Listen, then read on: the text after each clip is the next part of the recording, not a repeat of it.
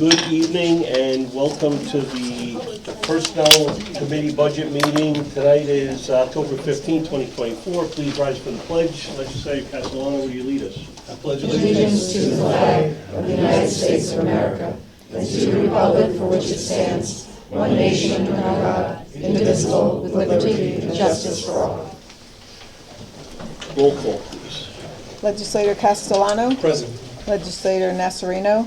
Present. And Chairman Yonke. Present. All right. We do have some order for tonight's meeting. First, I'm going to call up, I do have the Personnel Department to discuss unemployment insurance, accident and health insurance. So I'd like to call up the Personnel Department first, and thereafter I'm going to try to get the smaller departments out first, and then we're going to get into the larger departments. I'll call people up one by one. I've asked Mike to come up too because he does the unemployment. Thank you. Yep. These are pages 35 through 37.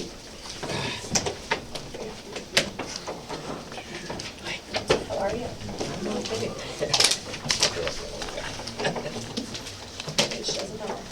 And this is 35 through 37 in the second portion of our books.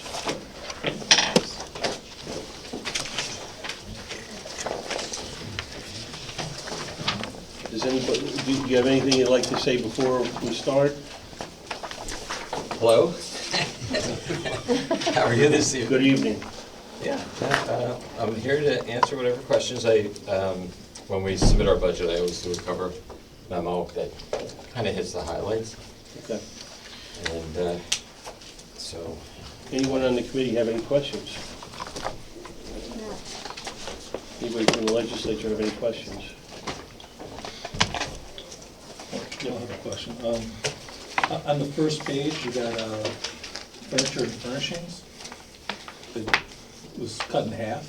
I mean, is that effective? Yeah, we were able to buy something this year, so that's what I did. Yeah, I'm good with it. Anything you requested that you didn't get? You know, there were some numbers that were modified, but I'm okay with it. There were some that were increased a little bit, like our pilot program, we asked for additional $3,000 and we were granted that. Okay. That money last year, if you recall, went and was put in the Personnel Department budget out of the county execs. So that was there. A couple of things like, you know, medical expenses and so forth. And where's the There she is. A couple of things that additional for the medical you might want to just speak to. Sure. In addition to, Adrian, can you please just stand up and, if you don't mind coming to the podium, yeah. please.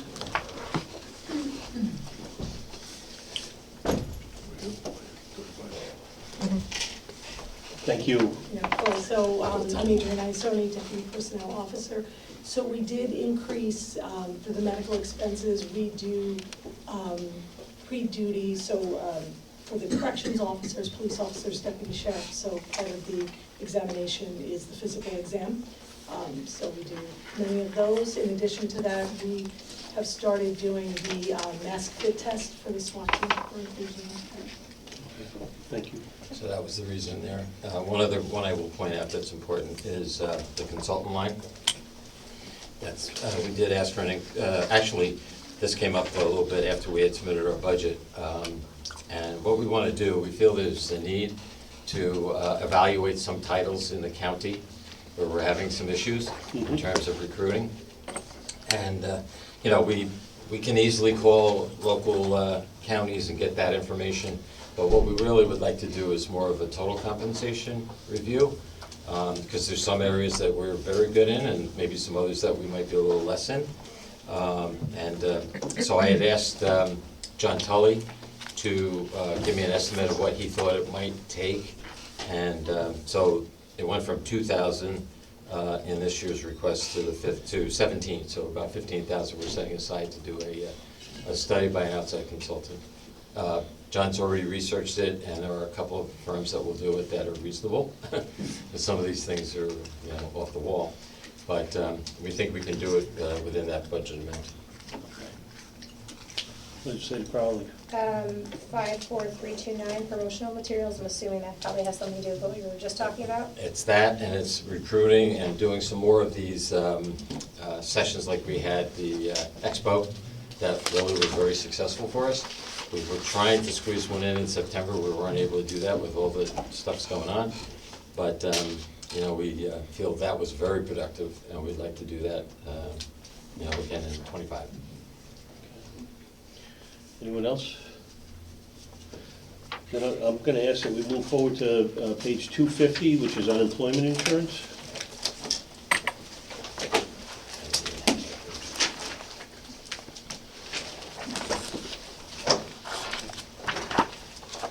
Chairman, it pretty much just fluctuates. It's, you know, I mean, it depends on how many people file for, you know, unemployment. You know, we only spent $1,300 as of now, but it could be an uptick, it could be just based on volume. So, you know, based on trend analysis, we cut it from 30,000 to 15,000. But again, you know, there's multiple people at the. And for those that might not be aware, we don't pay for insurance. We found out many years ago it was better for us to just pay as we go, so we're self-insured. And that's why it fluctuates somewhat, and it's a little hard to predict. Okay, any questions? Member of the legislature? All right, moving along to accident and health insurance on page 252. This is, again, currently, we have about shy of 440 retirees. If you guys recall, pursuant to the Resolution 304 of 2019, that set forth the rates, you know, based on pension salaries. Some, if you make over 65,000 in pension, you get, you know, you have to pay 30%. And then it's a scaled system. So with that said, we're projecting $8.4 million for 2025, which is a 10% increase above and beyond the 23 rate, and 24 rates as we speak. And unfortunately, we can't get them earlier. We usually are around Thanksgiving or a week before or a week after. So it's very hard with the budget when it's due. We have to kind of project that. So we think 10 is probably a reasonable estimate. Okay. Any questions? No. Okay, thank you. Moving forward, we're going to go into the departments now, the personnel items in the department. And we're going to start with weights and measures. Mr. Bazinski was very patient with us the other night, and he deserves to go first. I don't think anybody's going to argue with that. Thankfully, you're first. Page 72. 72. Oh, I'm so sorry about that.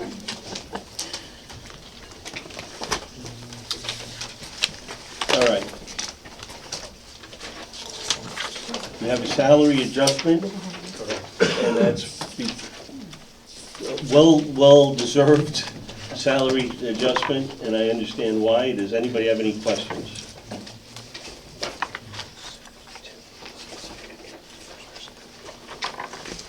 Members of the legislature?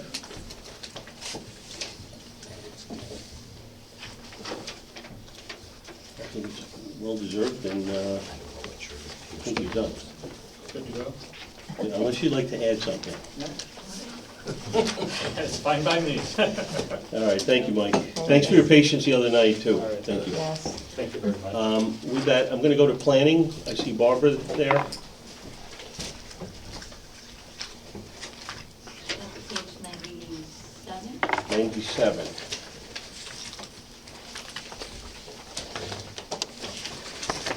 Barbara, maybe you can just explain. I know you changed the title. So there are two reclassifications. The Director of Transportation position is being requested to be reclassified to Deputy Commissioner. And the confidential secretary is requested to be changed to Planner 1. I'm also requesting a account clerk, which we used to have as of the last commissioner who left and wasn't replaced. These were approved by the administration. Yes. Did anybody on the committee have any questions? These are exam positions, bottom two at least, the planner and Yes, accountant. correct. Yep. Do we have a list, or do we have to give an? We have account clerk, we don't have a planner, but we can get that. So this would be a provisional move? Yes. Yeah, the account clerk should come off the list. We have Okay. enough candidates, I think. There. Any questions? So the Deputy Commissioner of Planning and Development is a proposed position. Just to reiterate, moving the transportation position. Eliminating that one. Eliminating creating that. this one. Correct. Right. Sorry, job description for that one? For the deputy commissioner, Yeah, I think we have a draft. I'll okay, get you some. yeah. Barbara may change it. I actually, Yeah, I know, you gave me that. Just gonna make a list of it. Anybody have any questions for Barbara? Yes? I have one more question, sorry, thank you. Will the deputy commissioner be a certified planner? Is that one of, do you know in the draft if it's one of the requirements? I think it is preferred. It's not required. Any other questions? All right, thank you, Barbara. Thanks, Barbara. I see Trish McLaughlin. Real property, Page 8.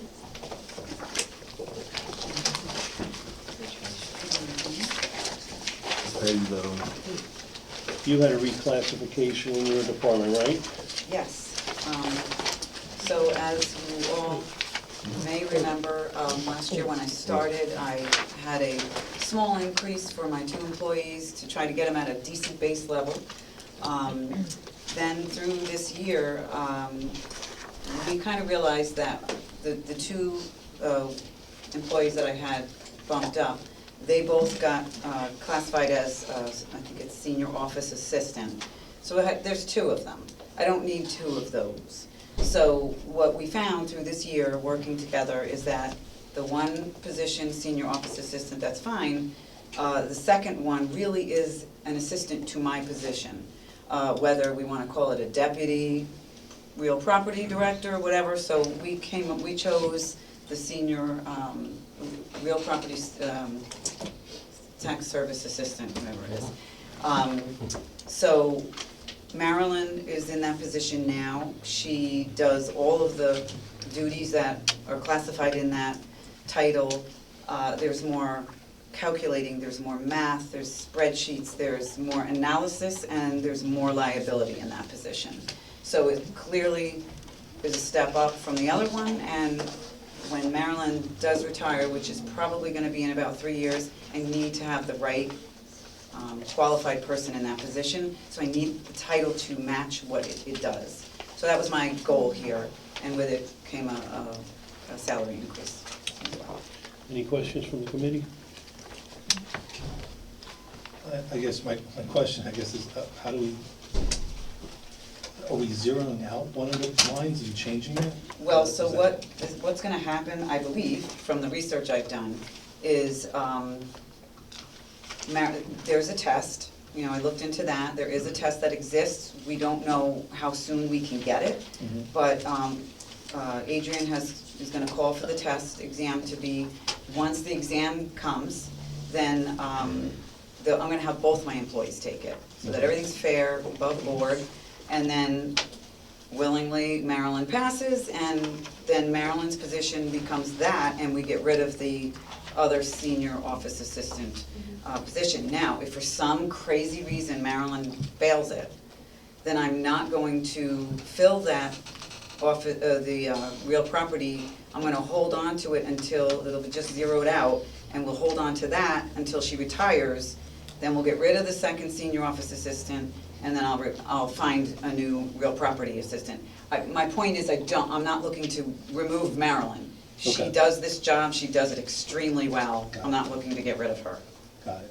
So what we're doing is we're putting the money aside in the event that we do hire someone next year after an exam. No, it would be for Marilyn, as long as everything, it's gonna be provisional, and she'll take the test, but she does perform that position right now.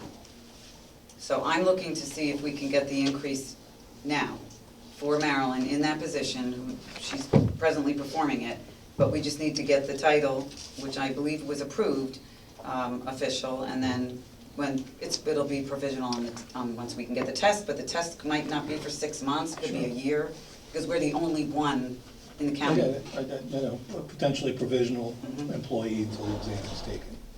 Yeah, so, Paul, I guess the question again is. I'll be honest with you, I don't know why those two are listed there. Okay. There's only 3 So it's not positions in the just me, all right. department, so, But they are zeroed out.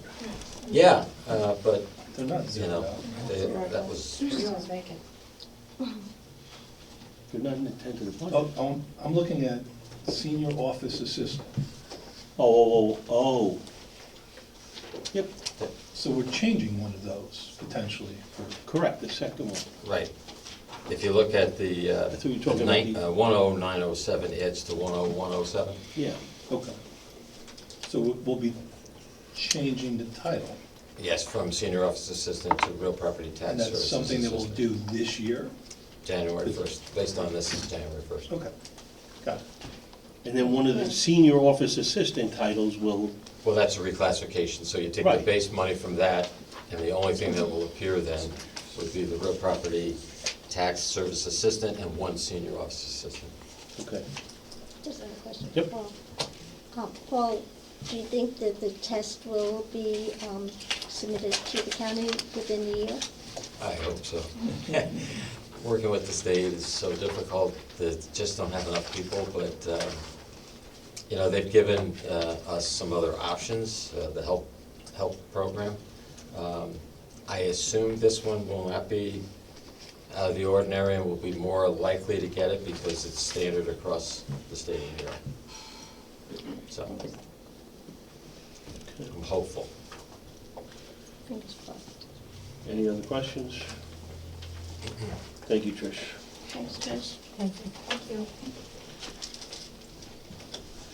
I see John back there. Let's do the probation office. One thing I would just mention is that we normally don't mention names, Right. if that may be an announcement for Yeah. the others coming Yeah, forward. yeah, when we talk about titles and we talk about positions, please don't mention any names. We mention numbers in the budget book. Let's try to keep the names out of this. Page 27. Page 27. 27. Welcome, John. Hello, thanks for calling me up, I appreciate it. I have several things that I'm looking to do. Probably the easiest of those is to convert the person that currently serves as an account clerk typist to a senior account clerk. As I was looking at titles that needed to be reallocated, I looked at the job specs for both titles and I read the senior account clerk typist job description, and it is exactly what my account clerk is doing now. She's preparing my budgets, she's collecting and dispersing monies in several different accounts. Not only does she do the probation budget, but she does the stock DWI budget as well. She's absolutely thoroughly involved in the procurement for all of the things we do with stock DWI. I would be lost without her, and I think that she deserves to be compensated for what she does. And personnel agrees. Yes. And I will say that we previously had this title as a senior account clerk years ago, and that person left and another person came in, and for whatever reason, we hired at the lower title. I wasn't privy to that, I don't know why that happened, but I can tell you that what my account clerk does is the senior account clerk duties. Any questions? Is there anything that you put in for that you didn't get?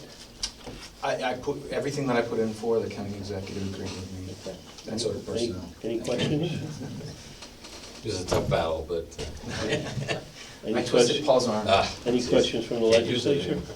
anymore. No, these are all reclassifications, so they've been vetted through the personnel department. It's really only the one reclassification. The others are, I'm calling reallocations, and John can get into this a little bit. We have Yes, three okay. positions of probation assistant, and here again, we've had a dickens of a time recruiting, and I think we had one vacant for over 6 months. Yes, we've had a horrible time recruiting for probation assistant. In 2023, I had a list that had 20 names on it. A third of those names refused to take the job because of the salary. Another third just didn't respond to me at all. And then the final third, there were a couple who I interviewed, I offered the job, and for one reason or another, they didn't take it. I was left with one person that I hired. It didn't work out. So I currently, well, just recently was able to make a provisional appointment that has now become permanent.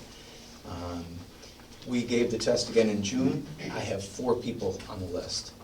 And to show you what a problem that is, I now have 2 vacancies because I have a probation assistant who just announced that she'll be retiring at the end of this month, and another probation assistant who is leaving our department to work for another department.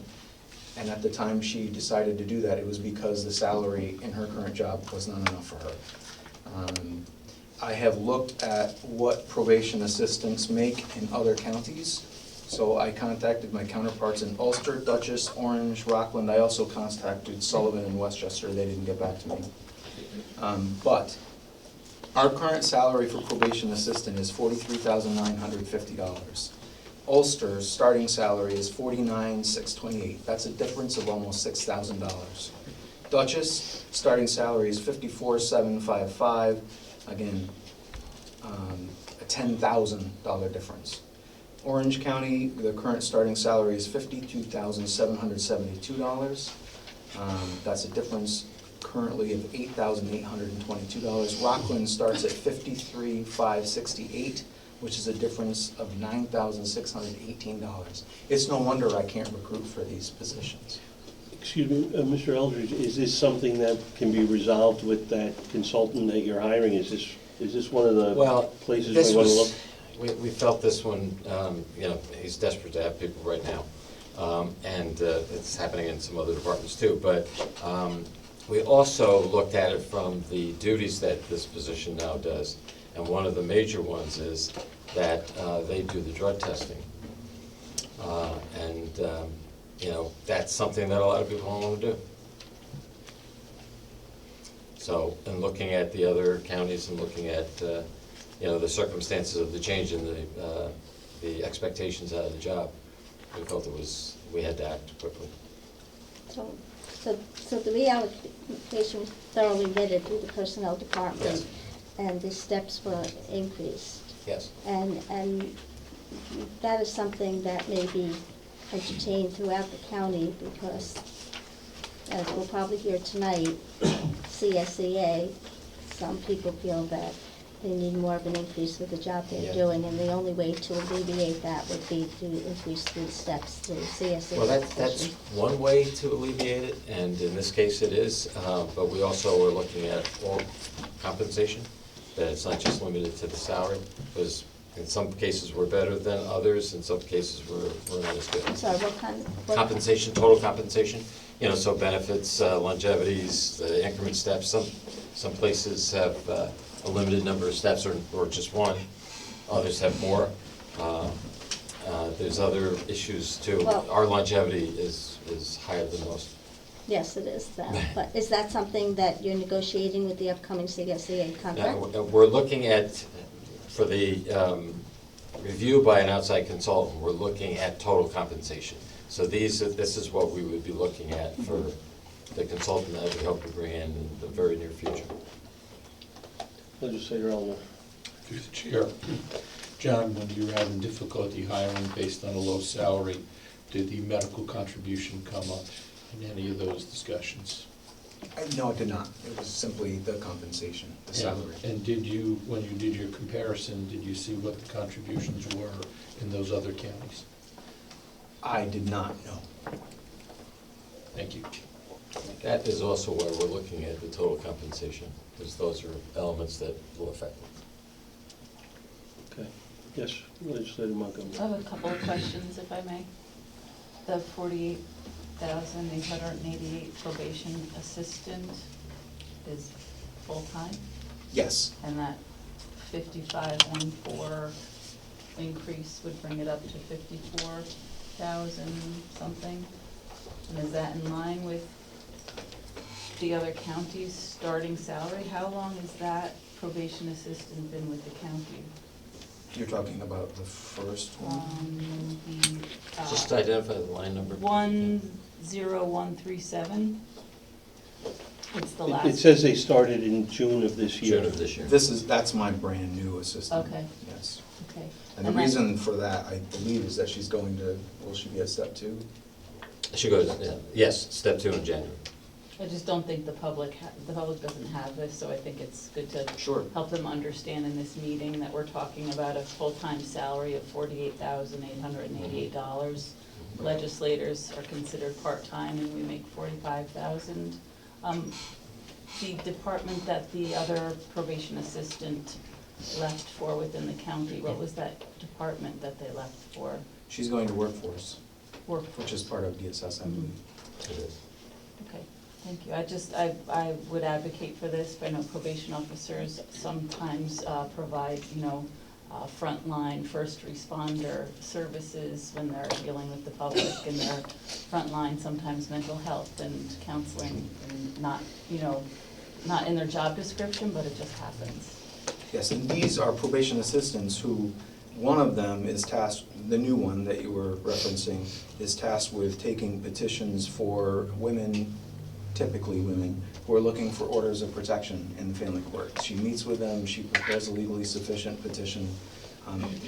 They're not doing mundane clerical work. I have them assigned to doing some very high need. With the public. Yeah, they interface with the public, and they do things that are really important for the public, like getting petitions for them for orders of protection, like monitoring our ignition interlock cases on non-probation sentences. So every person who is convicted of a DWI right now is required to put in an interlock device in their car. I have to have somebody that monitors that. It's a probation assistant. They really are important to my job, to our department, and it's really been a struggle to hire for them. And that's why I did this. I didn't realize that the county was doing something on a more global level. I'm glad they are. Perhaps my probation assistants will make even more next year. But I'd like to start this way. And that's a good point. The current contract that we have with CSEA only goes to 23. So these salaries, if we do settle, we will settle with CSEA at some point. There'll be changes in 24 and 25 on top of this. So that was considered as well. Any other questions? I just have one more, and that is the request for the senior probation officer position. This is a position that last year I requested to underfill to a probation officer position because I didn't have a list for senior probation officer. So I'm not asking for an additional position. I'm simply asking to go back to having the senior probation officer position so that I can make a promotion. It won't add a body to my department. It will simply result in somebody getting a promotion. Any questions about that? The personnel's on board with that? Yes. All right, no questions, I guess you're free to go. Thank you so much. I appreciate you. Thank you. Thank you. In your business, that's important. You're free to go. Yeah, right. Thank you. I see Mr. Rhodey back there. You got a small department. Then page 71.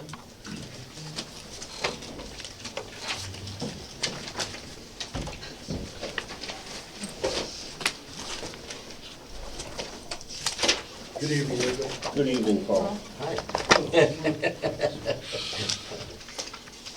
You see, we have a couple of salary adjustments. Let's just take a look at that. Correct.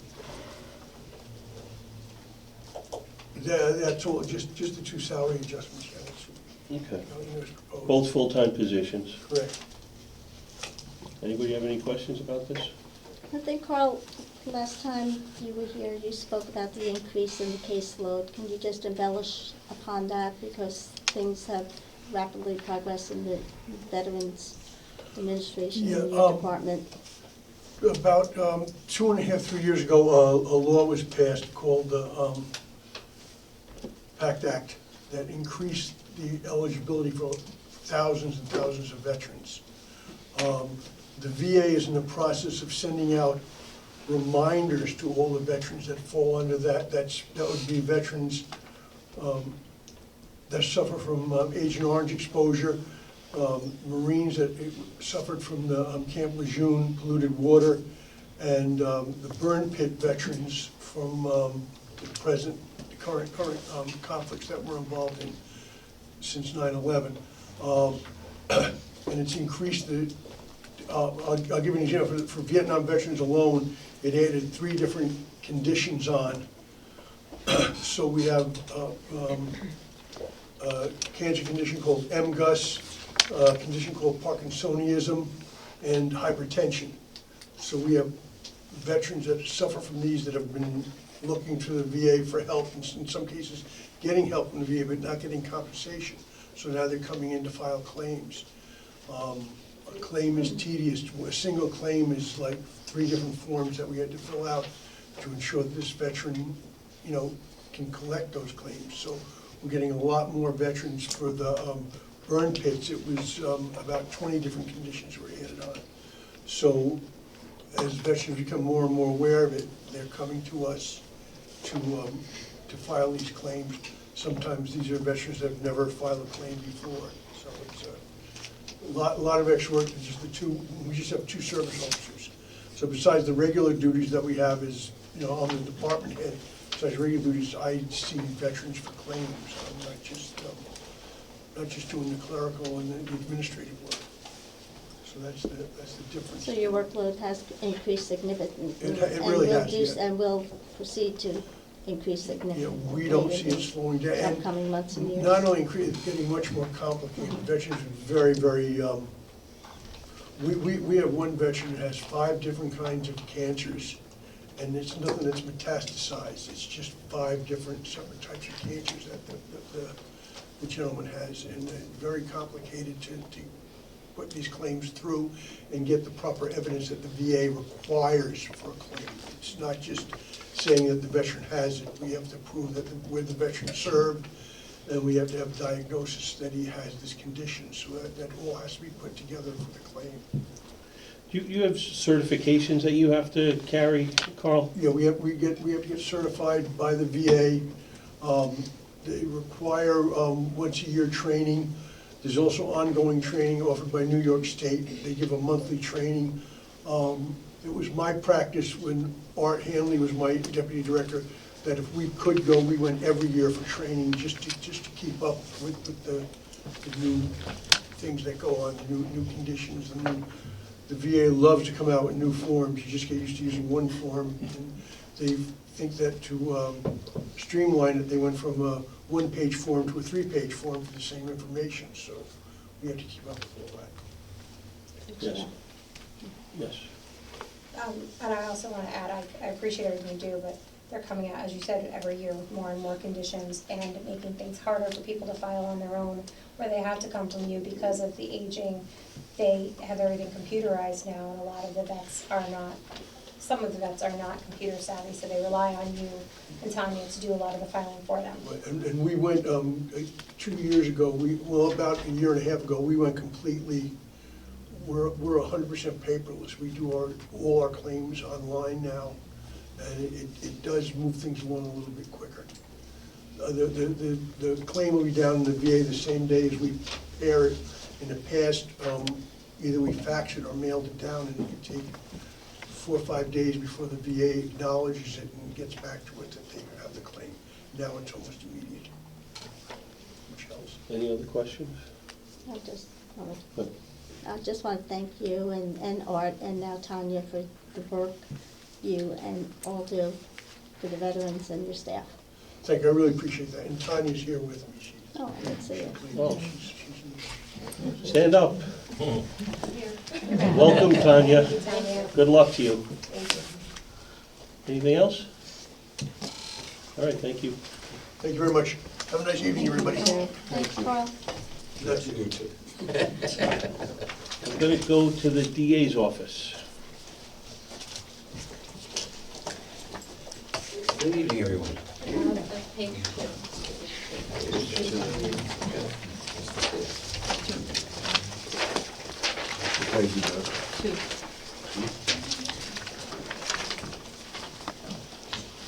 We had a lot of movement here, and I heard that you brought forward a plan to the administration, and it seems like he's adopted They approved, the plan. the county executive approved everything we requested with one exception, and as a result of that exception, we decided that we would come back to you for a slightly different request. It would be a stipend in lieu of salary. So that would be line 103. We would like to add to that a $5,000 stipend, which I believe comes out to something like $466 a month. The person in line 103, I think you remember from a previous executive session we had, is someone who is on call 24/7, handles all the child sex abuse cases, all the domestic violence cases, all the child pornography cases. Obviously, I'm not going to go into details. Since she is a senior assistant, chief assistant, if a younger ADA is on call, she is oftentimes called upon in the middle of the night to assist the younger ADA to handle various subpoenas, search warrants, interrogation issues, etc. And since she is on call all the time, we thought it would be appropriate to add a additional stipend, monthly stipend, which comes to $5,000 a year, to compensate her. It doesn't go into her salary, doesn't go into her legacy costs, but it does give her additional compensation for what she does. What was the reason you were given that you requested 10 and they offered you, they put 5 in the budget, and every other request you made was approved? I may be incorrect about this, and I apologize if I am. I believe it might be something to do with a county law that says someone can't make a higher salary than the county executive, but I don't know if the number requested rose to that, so I'm really not sure if that is the reason, but if that is the reason. Is that what you were told? You know, we discussed, Chairman Yankee, but I have to be honest with you, I don't recall Okay. what the reason was. I know that was part of the discussion. It kind of hit us by surprise because I wasn't really aware of it. I don't want to put him on the spot, but we've got Mr., our Deputy County Executive back there. Maybe he can. He might. He may have some. Can you just come up to the podium? Sure. Oh, it is correct. We also have my first assistant, and she went, yeah, it's correct. That's what you were. I believe that what was said at the meeting, Paul, correct me if I'm wrong, it was something with the charter or something that you can't on the salary go over that? Yes, other than for the Commissioner of Health and the DA, good set by the state. So only 2 salaries in the county, Base salaries. base salaries, not including overtime. There's quite a few people that pass it, but overtime. Now, what is stipend, what the district attorney is, Well, it's not considered part of base salary, so I think it, at least in intent, doesn't violate the charter. So we met with personnel and finance, and that's what was decided, that we would go back to. would the administration support a stipend? Yes. Is there a reason why they didn't put it in the budget? We didn't ask for That it. was- We didn't ask Okay. for it originally because we Okay. didn't All right, that's fair, understand that's this fair, issue. that's fair. Any questions? I'm not comfortable with a stipend, I'll be perfectly frank. I think this sets a precedent moving forward. It's really still $5,000 more taxpayer money that will be spent throughout the course of 2025. I realize that it's not compounded and it's not part of the legacy costs, but I think once we start implementing this as a practice, it will have a domino effect throughout the department. I'd much rather see the salary be a straight salary. In that regard, there is a precedent for this position. In the past, she has received, I believe in 2009 and 2010, she actually received a $20,000 stipend each year in order to keep her here. And it did, at that point, it did not go into her legacy costs either. Obviously, I don't think any of you were here in 2009, maybe you were, I don't know. But there is a precedent for the chief. I don't think any of us were here in 2009. Yeah, I'm just letting you know that the history. I'm We just giving you my perspective. I think that it has a trickle-down effect. It's a way to circumvent the process, to put stipends in, and once it's put into practice for one department, then there would be no denying it in another department. And I think there is that rule for the county executive to be the highest paid official. And so that's my personal opinion. I'm not I supportive understand of it.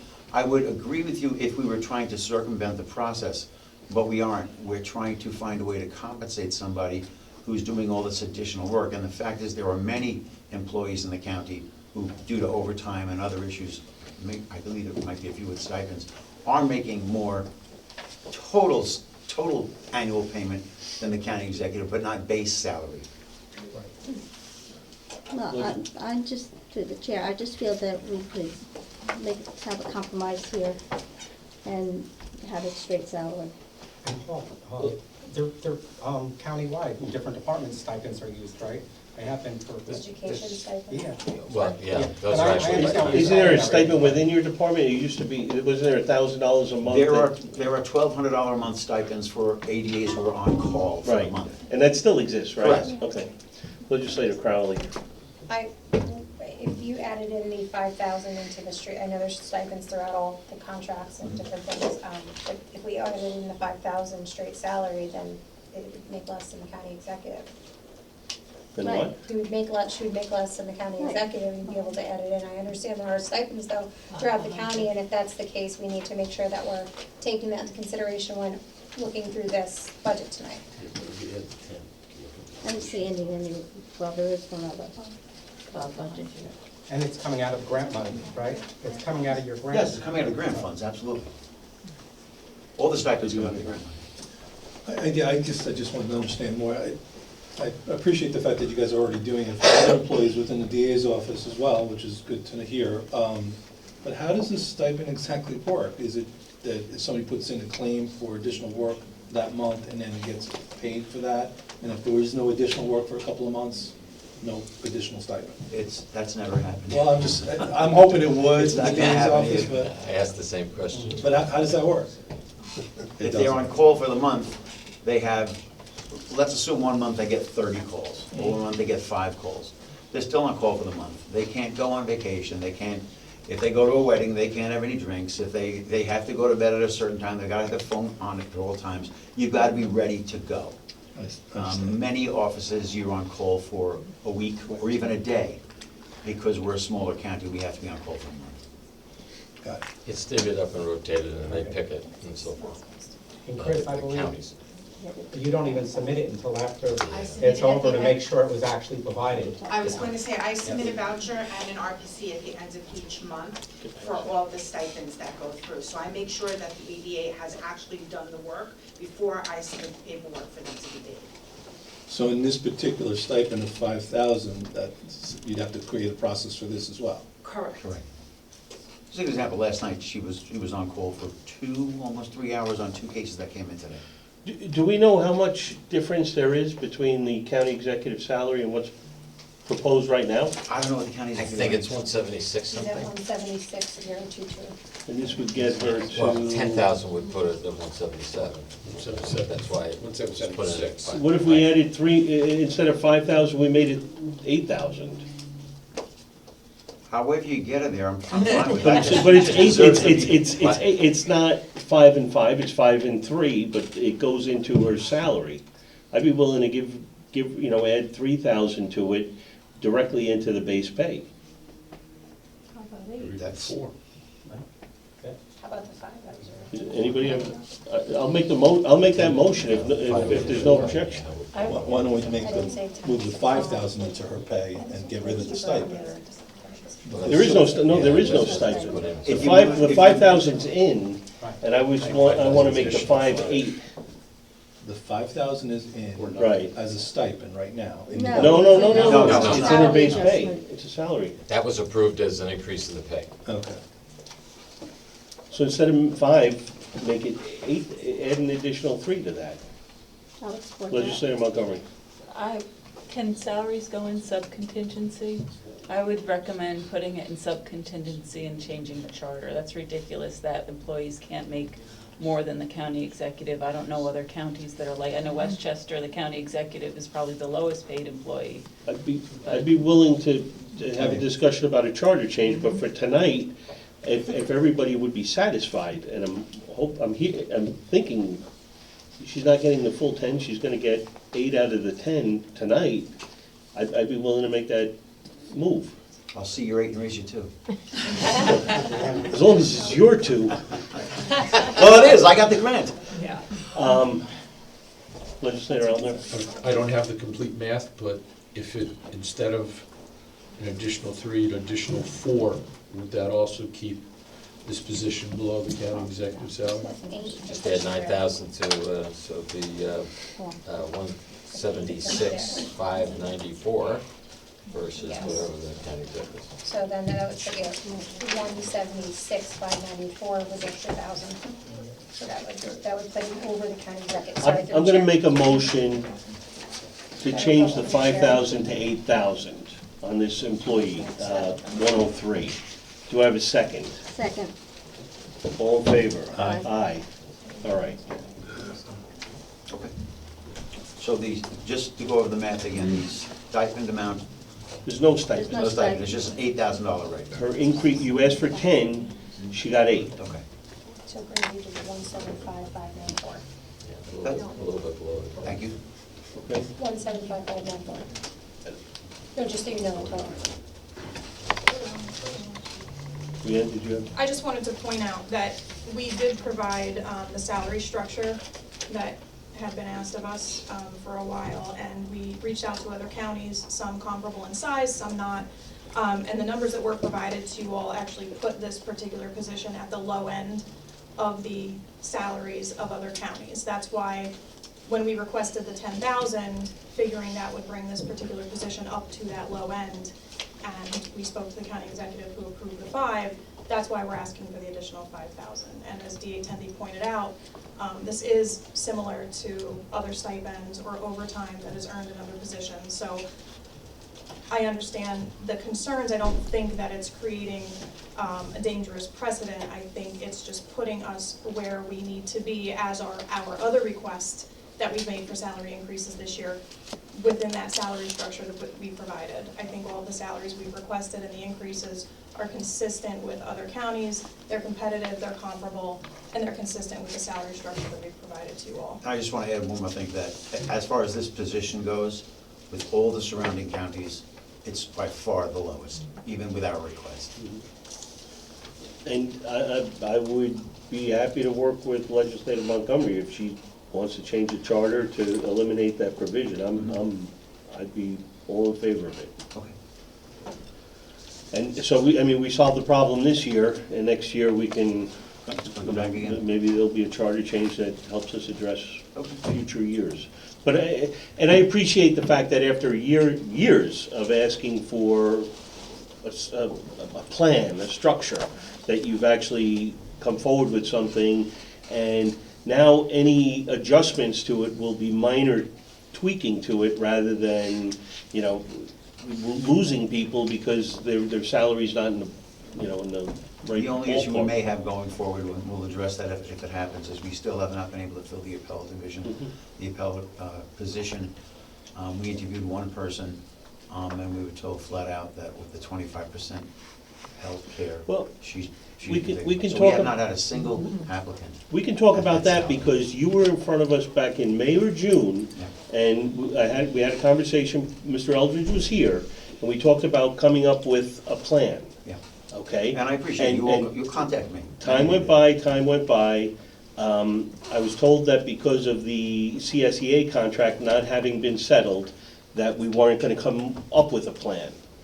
And then at the budget address, we find out that there's this blue ribbon panel being put together, when I really believe, and I'm a little put off, that in just a couple of hours, if you put myself, Mr. Eldridge, and someone from the administration in the same room, we could knock this thing out and come up with a plan in just a few hours. And I don't know why we need to, I mean, it makes for a nice press release and a photo op when you bring some former employees back, who I respect greatly, those people, and the current employees, and you. But there's no reason that you have to assemble a committee when in a few hours this thing could be resolved. And that bothers me, because we have department heads who can't hire people, and we have employees who are paying probably more than their peers in other counties for their health insurance, and their retirement is hinging on this, and that bothers me. That bothers me that it's already been 4 or 5 months, nothing's been done. So I'm hoping that either your committee can get this thing knocked out in a couple of weeks, and granted, if you have to wait for the CSEA contract to settle before announcing, that's fine, but this should have been done. It should have been done. There's no reason why all this time went by. I will Sorry. take that back to the county exec. Yes. And the irony is we have all the talent, resources, and expertise right here under our roof. Mr. Chairman? Yes. I'd just like to add one thing, because I completely agree with you. In addition to attraction, getting this correct will significantly assist with retention. And in my opinion, financially, will actually save money, because there's going to be a number of senior employees who put in that 25 to 30 year. When the medical contribution gets lowered, they'd be willing to retire, and we'd be able to hire new employees at a much lower step, a much lower rate. So I see overall financial benefits to the county. Agreed. All right. Anybody have any other questions? We're going through these one by one. Whatever you want to do.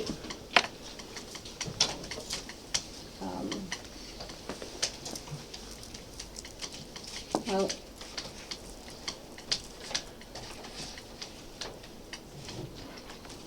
how do you want to proceed? Are you gonna? If you have one you want to bring up, you can bring it up. Well, I would like to see, there's 2 considerations that we have before us at this budget, and I would like to see 1165, 19129, reduced from 7,500 to 0, and carrying the $2,061 cost of living increase attached to the salary. You want to eliminate the salary adjustment altogether? Yes. Any comments or questions? I'd like to comment. Yes. The position of confidential assistant and chief of staff doesn't really spell out everything that the person in that position does. Aside from, other than the law, she runs the office. She handles everything, all finances. She's our bookkeeper. She's our accountant. She handles all grand jury invoices. She does our e-justice audits. She does all of our grants. She makes sure fingerprints are run through properly.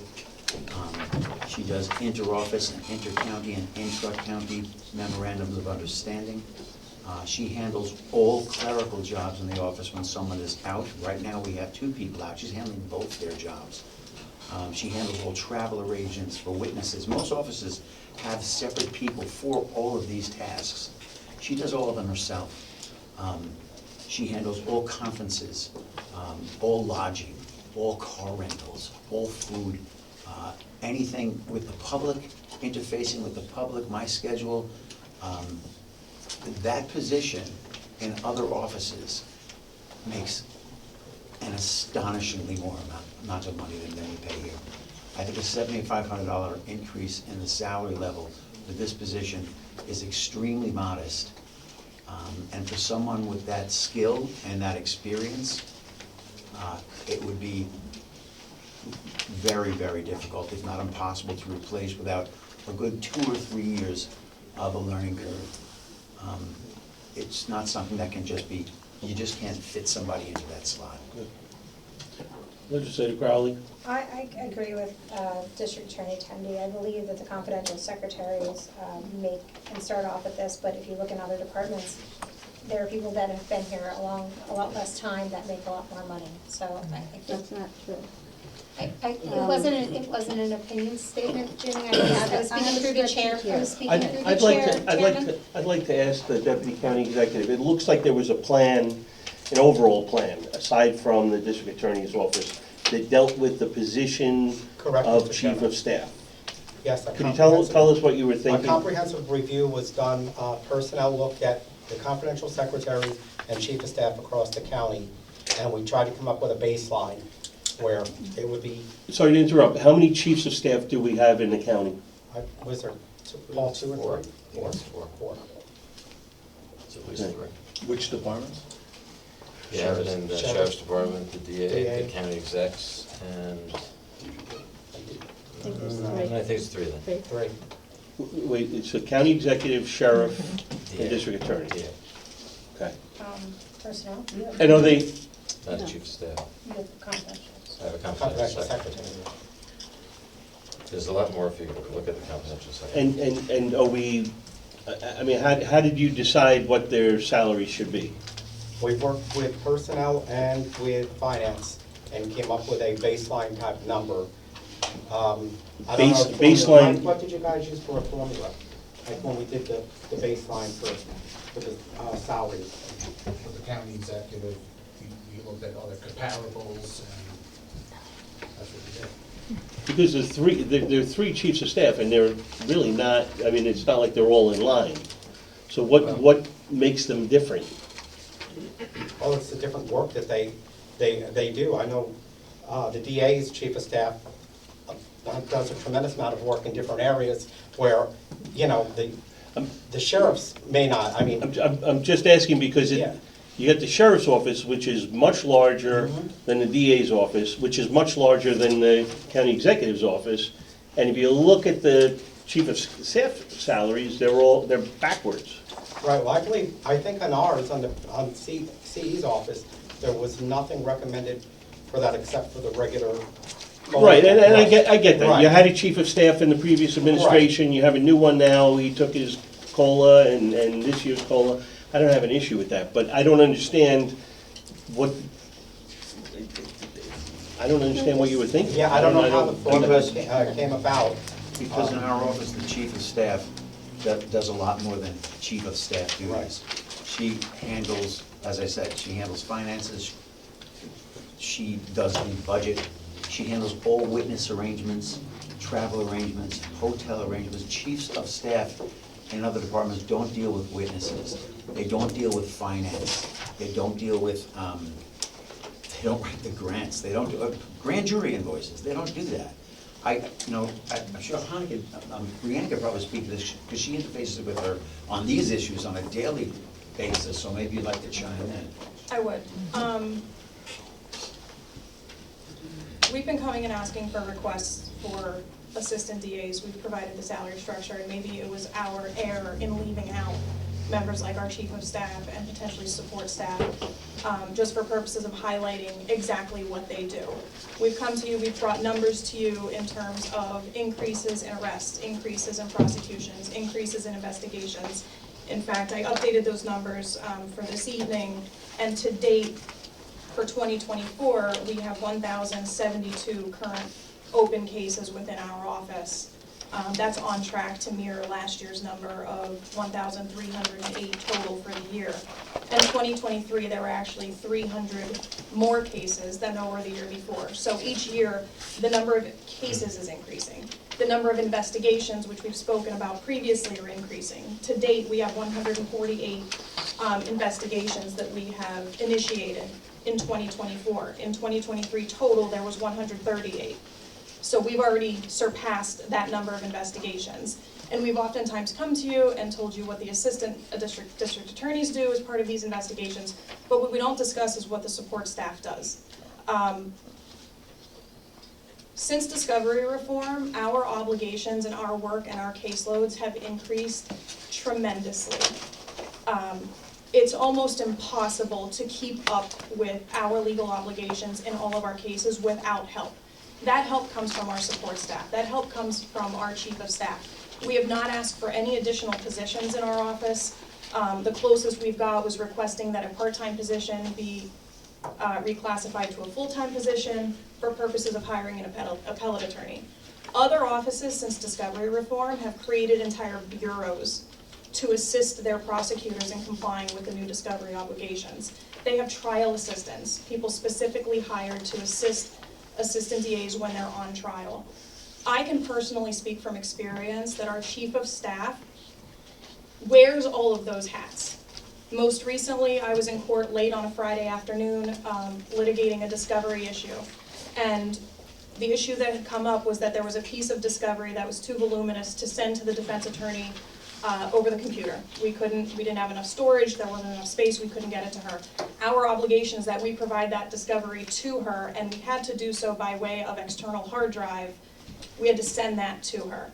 That was 4 o'clock on a Friday afternoon. We came back to the office with this issue, and that evening, our chief of staff contacted IT, contacted Tom Lannon, and within a week, all of our computers were updated to have enough storage to provide this type of discovery to defense attorneys. Not only were our computers updated, but there was discussions and an agreement made on purchasing additional external hard drives that we can use to physically hand over discovery to defense attorneys. So it's things like this above and beyond paying the bills and submitting invoices that our support staff, namely our chief of staff, helps us with. Again, there are other offices that have entire bureaus and people who are hired to do the work that our chief of staff steps outside of her role of chief of staff and assists us with. And I agree with DA Tendy that a $7,500 increase is a modest increase for the amount of work that the staff is taking on. Well, discovery isn't it a very short window to get all this information that you have to get? Well, the longer to it takes to turn over this discovery, the higher the sanction that could be imposed by the court could be, the worst of which being dismissal of a case. Okay. First, Legislator Nasrino. You know, we find here in the county that various departments do various things. Our support staff works sometimes from 9 o'clock in the morning till 10 o'clock at night. They do various things and go above and beyond that are not asked for any other employees within the staff to put in those kind of hours and do those kind of things.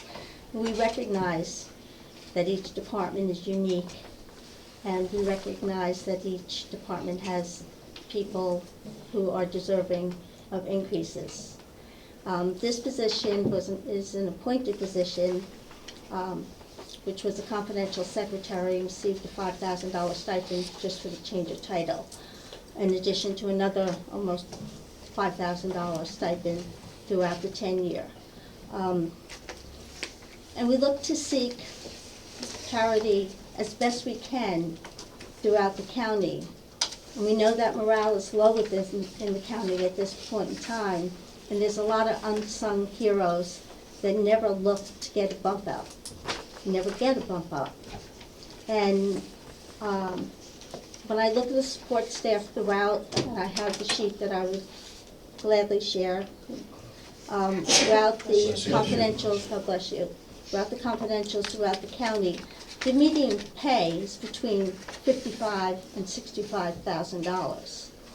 And we have people that are being given a little bump up tonight, but still doesn't put them anywhere in the category of $85,000. So the $75,000 compounded with the $2,000 COLA raise is a $10,000 raise. We have deputies that make that. You have ADAs that make that. So I just feel that that salary is really in excess of what many people and many support staff employees get and will never realize. So I stand steadfast with my motion to zero that out and stay with the $2,000 increase. Before we numbers you entertain a were motion, before we entertain, I'd like to hear from Legislator Elner and then Legislator Crowley. If I may, Chairman, I'd like to direct two questions to the DA Yeah. and the ADA. Assuming you can get your appellate attorney hired, how much additional work will fall on the chief of staff once the appellate attorney comes online? A lot, because I won't have to do it anymore. I'm writing a appeal right now. It's due in about 13 days. It requires a lot of electronic, you don't do it by mail anymore. You have to embed it with links, you have to do the filing properly, you have to have an account set up with the appellate division, you have to do it all properly. I'm not good at this. I don't do appellate law. I asked Chris to help me out with this stuff. This is not her job description, folks. If you came to the office on a daily basis, you would see all the things she does that has nothing to do with her job description. Whatever we ask her to do, she does it. We needed our computers upgraded. I didn't have an IT person to call. I called Chris. She got in touch with IT. They came and did it right away. We had to have this done immediately. We were in violation of discovery. There was nobody else in the office I could have called to do that. In fact, I didn't think they were there at the time.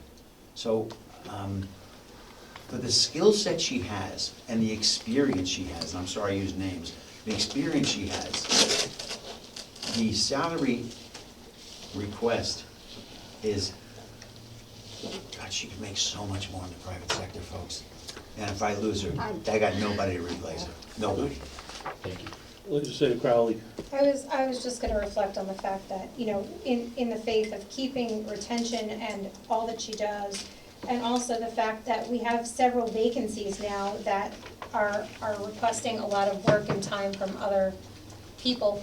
I think that we need to take that into consideration, and it would cost us a lot more in trying to find somebody else or hire somebody else and hire other people or create possibly another assistant to get these things done. So I think we need to look at what we have and respectfully keep the morale up and reward someone for doing a good job like we just preached a couple minutes ago. I mean, I have to say, I've been very cautious in my budget request. I've never requested a discovery ADA or a discovery bureau. I've never requested an appellate bureau. I've never requested a whole bunch of things that other offices have. Because I'm fortunate, a lot of these things our ADAs do, and I am thankful that you're, now that we've discussed it, you're recognizing it, the county executive's recognizing it. I think this position deserves its due, and I do really, really do believe it needs the raise. Legislator Montgomery. Thank you. I think it's important to point out to the public the numbers we're talking about here, and we're talking about a raise from $77,011 to $84,000 and change, $84,511. To Legislator Nassarino's point, when we're talking about, you know, the backbone of our departments, which is what a chief of staff really is. You know, if we're talking about our chief of staff, that's over $116,000. If we're talking about the county executive's chief of staff, well, it's listed as chief of staff, I believe, here, no? Isn't that what we're talking about? So, I mean, to the point, that's what I was looking at when I was reviewing this, not comparing it to confidential secretaries, so this person is essentially both chief of staff and confidential secretary. She So I fulfills think two roles that at a minimum. it's important to take that into consideration, and when we're talking about the backbones of our departments, which is what the chief of staff is across the board in the county. Our chief of staff, I would consider, even though that's not the title, makes over $116,000. The county executive chief of staff makes over $90,000. I forget what the sheriff's was, and I get it that his department is very big, but I believe that that first year that command staff was hired, that they got probably over a 14% raise. This is somebody, I think, who's been here quite some time. And, you know, my final comment is if you want to double our salary, it's still more. If we were full-time and getting a full-time salary as legislators, we would be making more than this chief of staff in this department. I also would like to point out that the Personnel Department approved a title change from 2019 going into 2020 from confidential secretary to chief of staff. So even back pre-discovery reform, that increase was warranted and supported by personnel due to the But job that came with a salary increase. It did come with a salary Right. increase at that time of, I believe, $5,000. Right. But again, as we've been asking for the past several meetings, when it comes to other salary increases and other monies for our office, over the past few years, there have been an increase not only in cases, but in our obligations. So there's an increase in cases and there's an increase in the actual work that we have to do on each and every one of those cases. And again, we've not asked for any additional support staff, any additional personnel in order to comply with these obligations. And that's why we're making this additional request for this I see the position. sheriff has his hand up. I'm gonna Thank you. I just want to correct the statement that was just made, point of clarification there. Command staff was not given a 14% raise.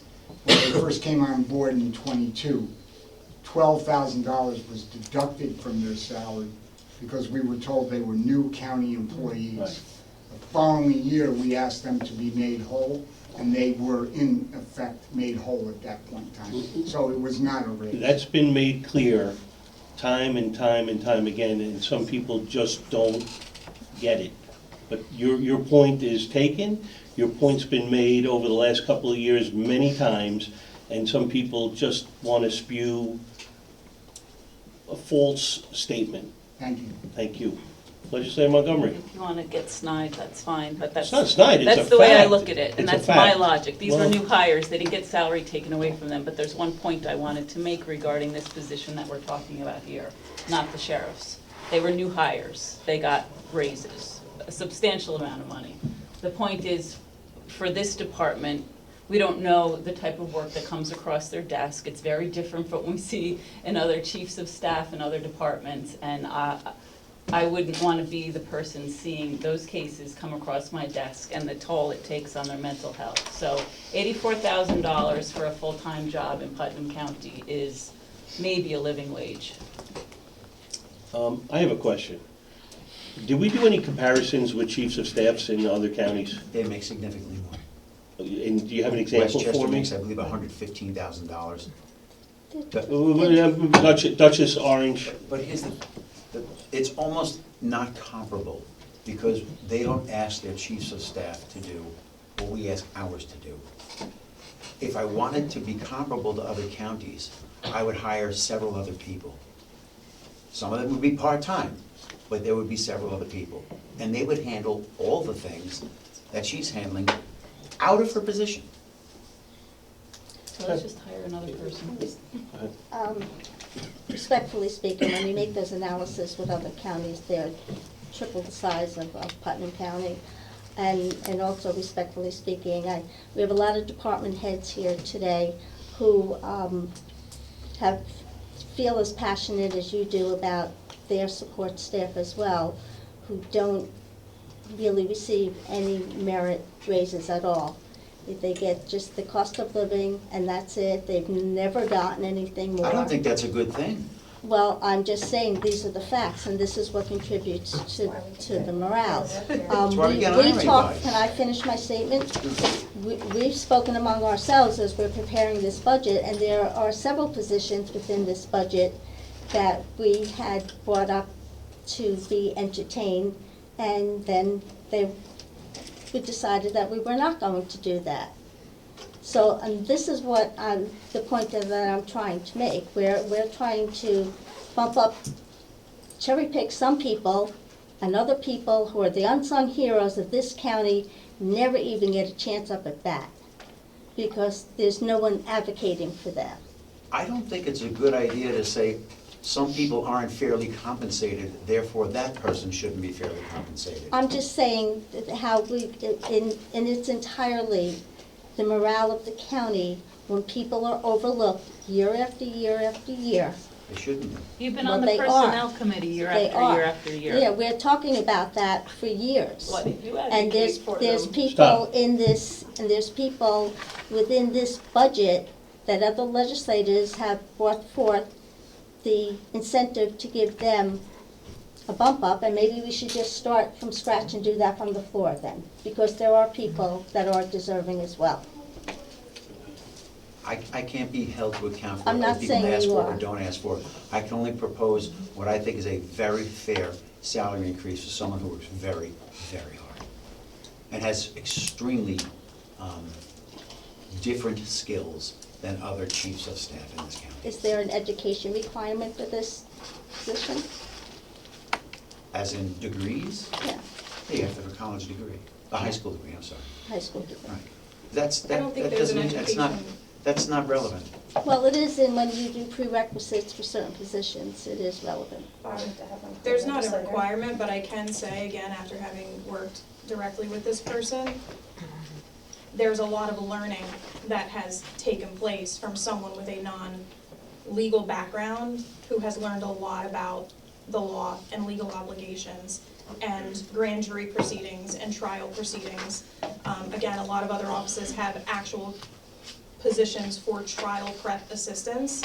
They assist the ADAs in witness coordinating, scheduling, making sure we have all the equipment we need in the courtroom to present a case, all the equipment in a grand jury room to That's a present a great case. point. She's actually our trial prep And assistant as well. like I said, I can speak from personal experience. When I've been on trial, I've sent an email at 8:30, 9 o'clock at night asking that something be done the next morning to be prepared for me to take to court. It's on my desk when I walk in. So, again, the little ancillary things that go along with prosecuting and trying a case, this person helps the entire office. So And again, through there's the no chair. legal or educational requirement, but there's a lot of learning. Your point is well taken, Thank you. and I understand the merits of what's being done here, that's very clear. My concern is about parity throughout the county, and how there are many people, and as I said, there's many department heads here that would probably feel as passionate as the DA does about the essential employees that they have that are doing a really good job every day that never get recognized. And that's where I sit. So maybe we'll bring that up throughout this process. Mr. Chairman, you asked the DA to put together a plan for his department, which he did. And the chief of staff, if you look, even outside the county, is usually the third highest ranking person in that department. And they carry a lot, so they're not like a confidential secretary. And I'm sure, I mean, I represent all the department heads here, and absolutely, I would love to give them everything that they want, but at the same time, you know, we have responsibilities. It's about the position, not about the person, and what they do. Exactly. The sheriff's chief of staff, same way, works very, very hard, does a tremendous amount. That's why we were trying to at least get them, I guess, in the right category. Maybe we're not 100% there yet, but this individual, because we shouldn't be using names, in this position, does tremendous work and goes above and beyond with everything that they have to get done. And I'll leave it at that. It's about the position. And we respect that, I respect that. Does anybody have anything else? One quick question. Yes. Did I hear correctly, you said that the funding from this comes from a grant, not from taxation? I don't know if the grant comes into this. I don't believe it does it? It does? I think it does. If we're saying that the increased work that this position is now responsible for is due to discovery reform and trial prep, I think then it can come. The person who's responsible for the grants just answered in the affirmative. Yeah. So you would just have to capture that part of it for the grants. Anyone else? With what's in here for those three chief of staff positions, they'll all be between 80 and 90, Okay. if granted. All right. It's only three positions. I would think that they would make more sense than they'd make to me, but doesn't have to. All right. Anything else with the DA's office? All right, thank you. Did you vote on Jimmy's? Oh, What are you she- doing Well, we with didn't that? make- Okay. She made a motion, Okay. there wasn't a second, so. Okay. You want to make? No, I don't All think right. I formally made a motion. I didn't think so, all right. I see Mr. Rohr from the Health Department. I promised him, Thank you, ladies and gentlemen. Have a good night. I thought I'd get to you sooner, Bill, sorry.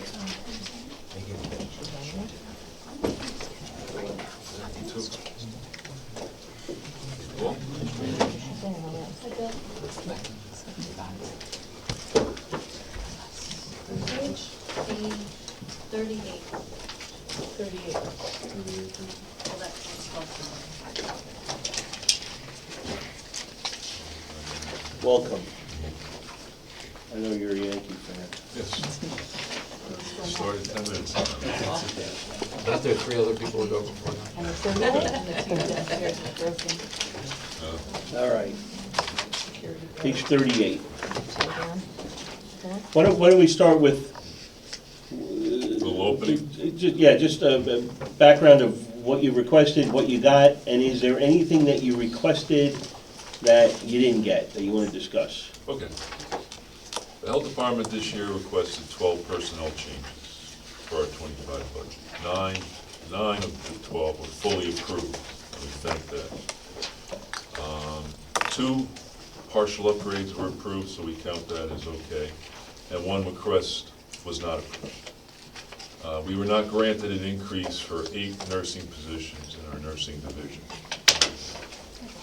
Again, talking with Dr. Mike, and he wanted to be here, he couldn't make it. Dr. Mike and I understand that the proposed increases to our nursing staff require many steps and inputs from CSEA, county exec, from you guys. I mean, there's a lot of steps to go. And from personnel too, sorry to And from interrupt. personnel, but yes. Mainly personnel. Yes, and those requirements haven't really been met to make a move, because these are CSEA positions, all of them, and that requires, changing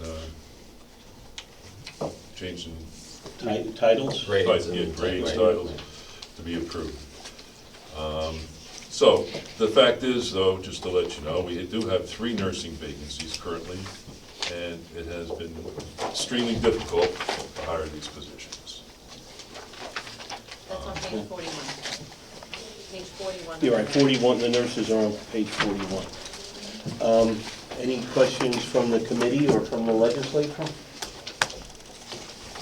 But just to be clear, I spoke with Mr. Eldridge about this. There is a plan to move forward to study the nurses' positions and Yes. work to. Yeah, we've been working with Kathy Percocello and others in the department to come up with a plan, one of which was, for years, we were recruiting at step 2 of the 4-step system. And they made a request to recruit at the 3rd step, and including the 4th as the range. And it did have an effect. As a matter of fact, in the sense of at least getting people expressing an interest. And I would say probably in the course of the last 6 months, we probably had at least 9 and maybe up to 12 applicants that did come to the county with an interest or expressed an interest.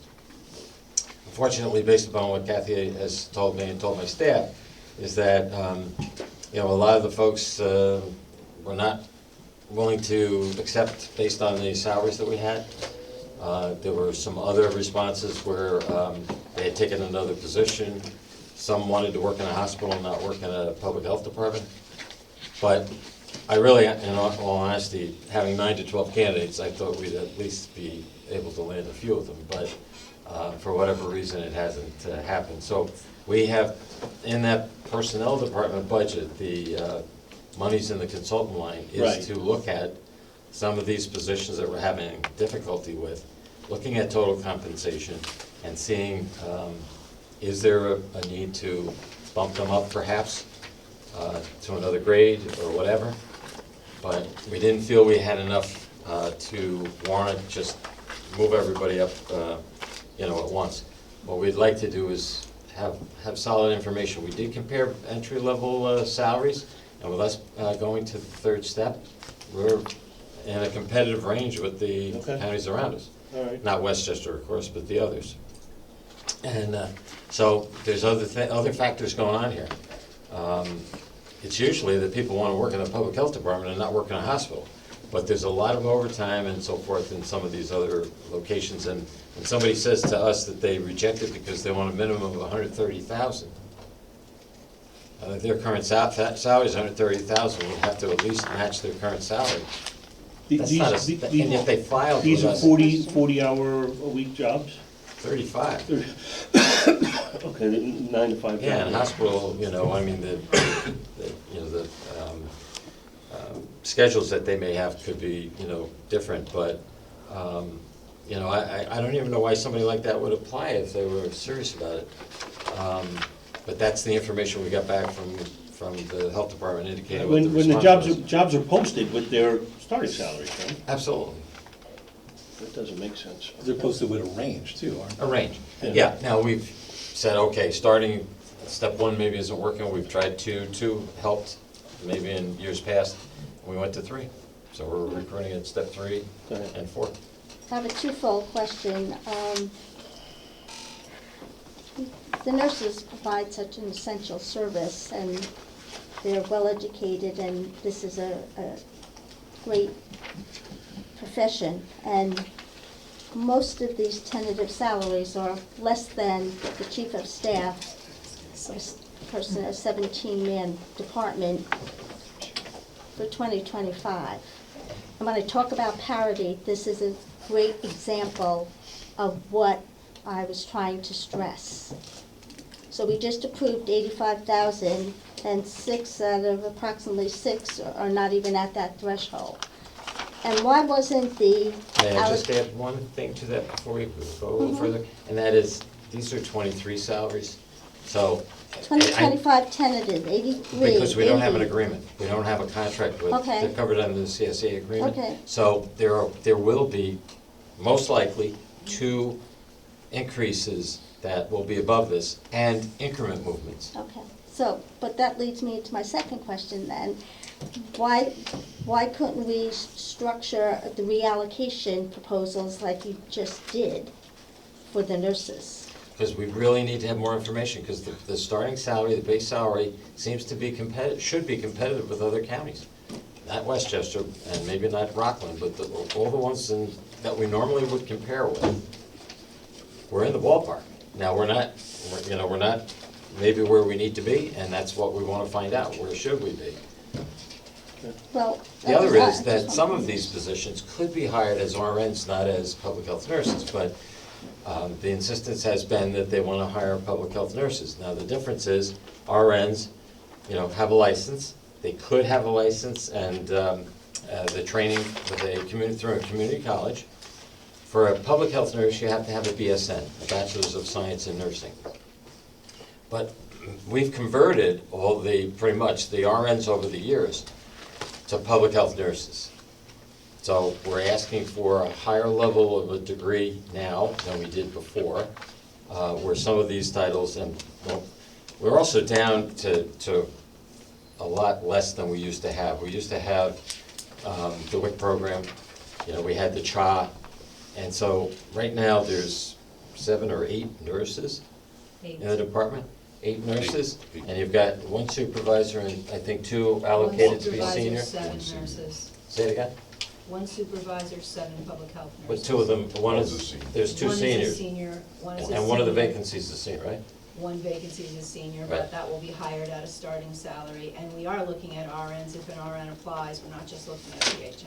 Well, Looking But at you have told me anyone- in the past that you anybody wanted that's to have interested. public. You wanted to have The meeting's up here. Meeting's up here. Okay, may I just continue my question? Well, that being said, this is all going to go through negotiation. It's gonna go, for any reallocate, we don't normally do reallocations through the contract. So, that we But keep why wasn't separate. that done for them as it was done for the previous It department? wasn't through negotiations. No, but why couldn't we reallocate the monies? Because like our same- base salaries, we believe, should be competitive. They're not like nurses in a hospital. No, but It's a 35-hour work week. Some of the nurses that we have their salaries from other counties are 40-hour work week. And do we think, looking at 8 nurses and some of the raises that we just approved, I don't know that $63,000 would cover what we should increase them to? I'd really like to have solid information to Yeah, give I to mean, you. I'm all in favor, first of all, I'm all in favor of everybody getting paid a fair wage. I think everybody should, you come to work, you should be paid, fair wage. But if we need to have this study done, I think that's the first step in the process to making sure that that's the case. And if you're telling us that the salaries are competitive with neighboring counties, let's see what the study says. Legislator Elner had his hand up first. Bill? Yes. In addition to the salary level, have you found any other deterrent to hiring? The health insurance.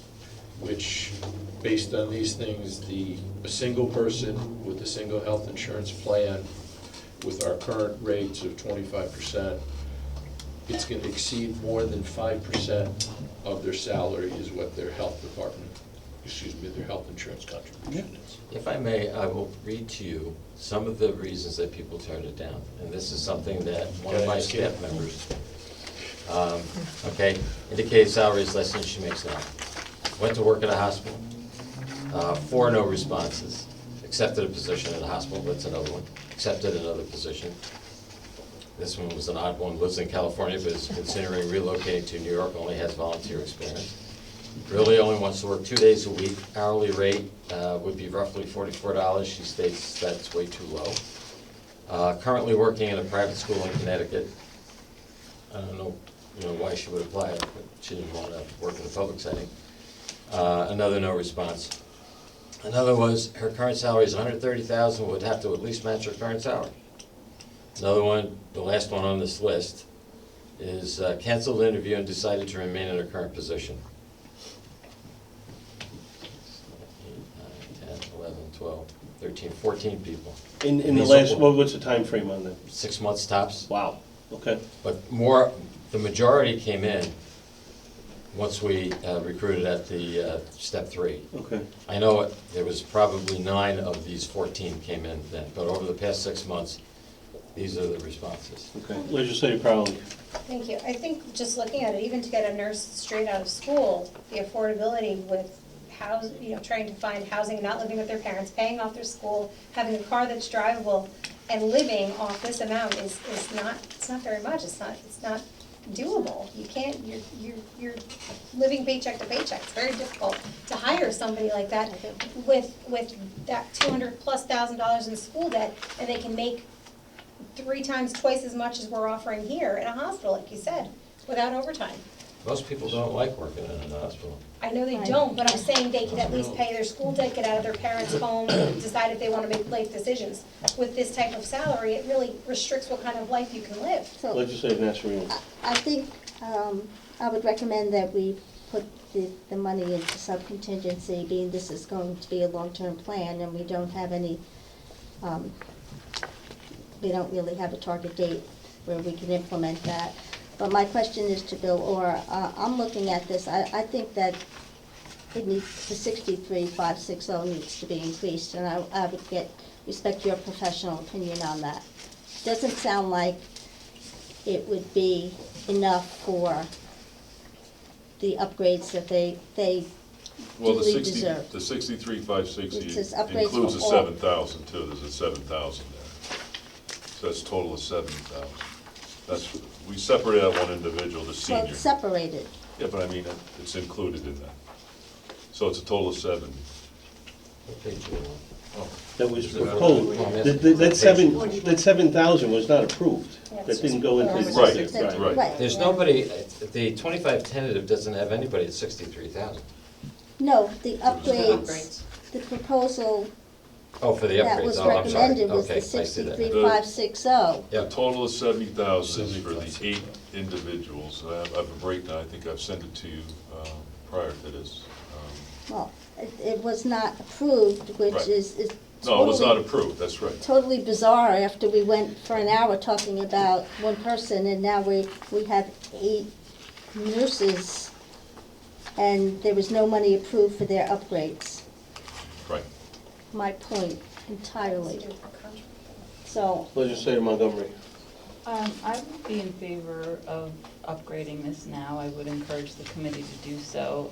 We have a memo from the senior public health nurse in front of us, and I understand this is from 2023, when the current county executive did the budget, but I know these requests go way prior to that, when we weren't really allowed to have the backup information of what was really requested from each department, from the administration. That administration wasn't providing this information to me anyway.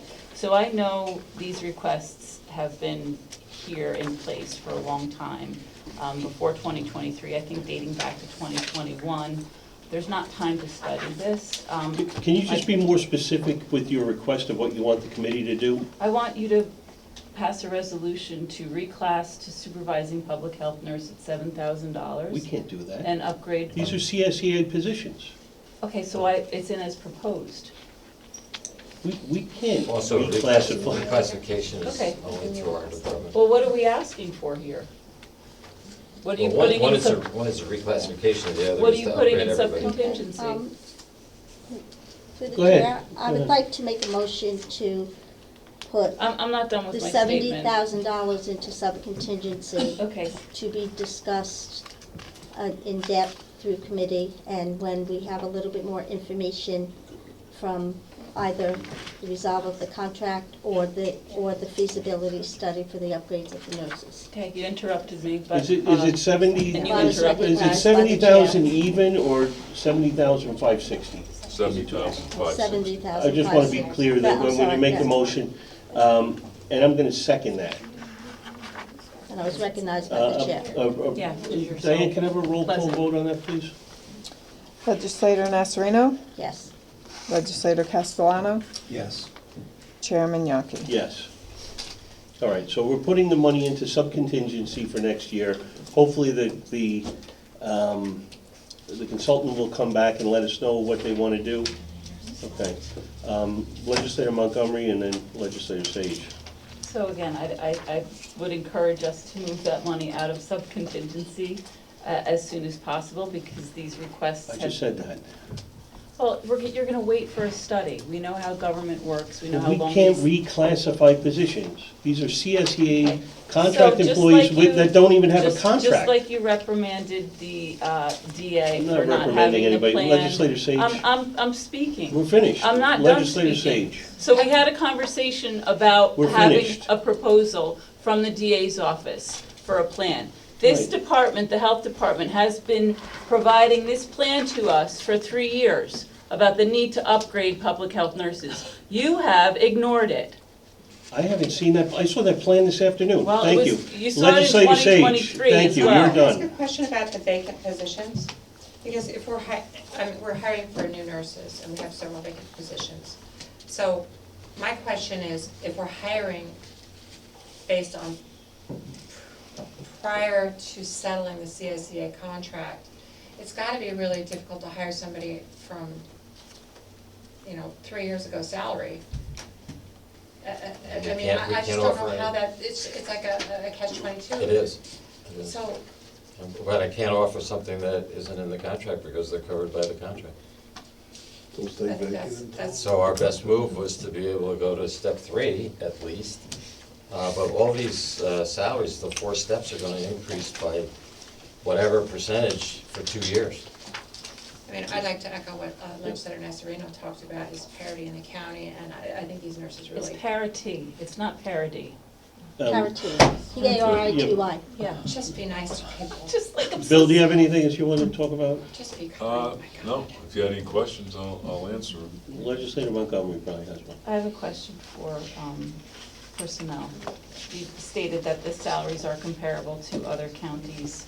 Is it that the base salary is comparable? Because I think what we're seeing is that these public health nurses have been with us for many years, decades some. So the range is from 82,000 in Westchester to 141,000. And we're paying our employees who have been here for decades the base salary still. That's comparable. Well, the highest supervisor is almost at 150. That's the highest supervisor. I think everything else is way below that, Well, 79. they're not that far apart in grades. Grade 24 for supervising PHN, grade 21 for senior PHN, PHN 2 is grade 19, In Westchester? Here, Putnam County. Here, in Westchester, it starts at 82. Here, it ends at 79,000. We're off, that's because it's 2 years out. If you put on the across the boards for 24 and 25, it's going to be probably very comparable. Thank you. And I would say that I would say that our public health nurses are working way more, in my personal experience, than Yes. 35 hours a week. Yes. But they get overtime. Please come to the podium. I'm Kathy Burkicello, the nursing supervisor from the health department. I did some studies, not at their caliber, but regardless of what you decide here, we're at critical mass right now. I have 3 full-time vacancies. We are going to cut services. We can't keep up like this. We're all doing overtime. Just so that you're aware, we will be cutting services. We'll be cutting the number of clinics that we do. We can't do it. We can't do it. So I just wanted to. We're trying to, I understand and I appreciate it. okay, and the first I heard about this was today, all right, whereas with the district attorney, as was pointed out, we asked for 4 or 5 years for a plan, all right? And I'm not telling you that you're gonna wait 4 or 5 years, but Mr. Eldridge has made a promise that he's gonna get a consultant involved in this, and I said it before, I'm gonna say it again, I want everybody to have a fair wage. I understand, but I just want you to be aware that we don't have another option. We're gonna have to cut services, so. Okay. That's all I want you to know. Thank you, we understand. Anything else with the health department? Bill, thank you. Thanks, Bill. I see Mr. Lewis here. Are you here on behalf, just for information only, or do you need to talk about your department? Beautiful, all right. Thank you. Thanks for being here. I am going to go, I see Mr. Cunningham. Come on up. OSR. Thank you, Kathy. 1973. 73. Perfect. Welcome, Mike. Is there anything that you put in for that you didn't receive? Well, the biggest thing that we put in for was, and I've mentioned this in the past, that we seem to have the lowest grades of the county, has seemed to have been reserved for Office of Senior Resources. So we've had grade 1s and grade 2s in that seem to be unique to our office, and put in for this year that the grade 1, which is our daycare helper, to be increased. We were looking for for example, stable attendant is at a grade 5. Mail clerk is at a grade 5. So the folks that are working in our adult day program with our most vulnerable adults have been the least paid in Putnam County. We also have our outreach workers that were aging services aides at grade 2. And so we've also been wanting to have an increase, bring those positions up to a higher level. And I haven't advocated for this in the past. We're working on other areas of the department to improve and strengthen. But we've been really fortunate in due to some departures and due to retirements, to be able to bring in people in both of those positions that are performing at a much higher level than in the past. And also the environment has changed. Maybe I'll ask Marlena to comment a little bit about the work that our outreach workers have to do in this environment, as well as the work of our daycare helpers. And we've been very fortunate to be able to recruit a stronger workforce in that. But that being said, we also want to keep them and retain them and that we should be looking at, and that's what's in the budget to increase their. Specific to individual positions, I see that you had, in Title VI, you had reclassifications proposed for 4 positions, Yes. and they were not granted? Those, I think my pagination is going to be a little bit different from yours. Well, it's under Title VI. What's that? Oh, that was for the site managers.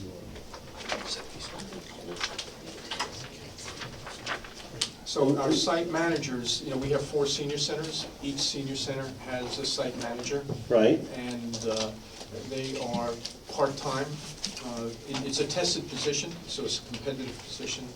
They're part-time, and one of the things we're looking for is to bring them to a full-time position. That's not necessarily That was denied by the administration? at this time. And my priorities were more so with the grade 1 and grade 2 positions. Those were the main focus. But we're thinking, I'm looking at over time, we're going to see. Those were approved, the ones the grade changes were approved? They were approved to grade 5 for the outreach workers and to grade 3 for the daycare helpers. Okay, so those you're happy with? Or no? No, not quite on par with stable attendant and mail clerk. Okay. But they are, But it looks like they're very close to what you requested. Am I wrong? No, it's kind of the way that the system works when they would be reallocated, and on a reallocation, it's considered like a promotion. And so it's a formula. And the closer they're together, sometimes you actually work out to get to a higher step earlier than you would if there was a broader. So he requested 2 to 8. We went to 5. Okay, you go 2 to 8, you're probably going to go to the minimum of 8, but on 5, you're probably going to go to step 3 or 4. So they wind up being very close. Okay. It's just the formula aspect of it. But they were at least addressed by the administration? Yes. What about the reclasses in Title VI? This is the site manager? That would be the Yes. site manager. Yeah. So they were not approved? Right, they were requested to go from 30 to 35 hours per week. They've been 30 for the whole time that they've been, I think, in existence, and it wasn't the top priority. The top priority seemed to be the reallocations. Okay. When you say reallocations, just if I could. Go from one grade to another. Just the steps you're talking about? No, it's a grade. You reallocate by grade. So it's a grade.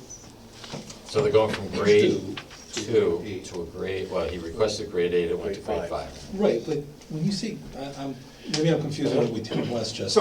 Yeah, it's probably, but each grade has So we 4 talk- steps. Each grade has 4 steps. Each grade Okay? has 4 steps. All right, so if somebody's at grade 2 and he wants to go to 8, that's a 6th grade jump. And if there was no changes, it would take them 6 years to get to a grade 8? No, you would remain Just at stay on- grade 2 or right. whatever, And you get get to step the increases. top step. If you didn't get a promotion, then you get your longevities or whatever, and you cross the boards and so forth. You only get to the higher grade by a promotion or a reallocation. Gotcha. Okay. Is there anything you'd like to ask for us to do tonight, Mike? No, it's, Okay. just wanted to bring that to your. Does anybody have any questions for Mr. Cunningham? I do. Yes. So we have a salary adjustment for the confidential secretary,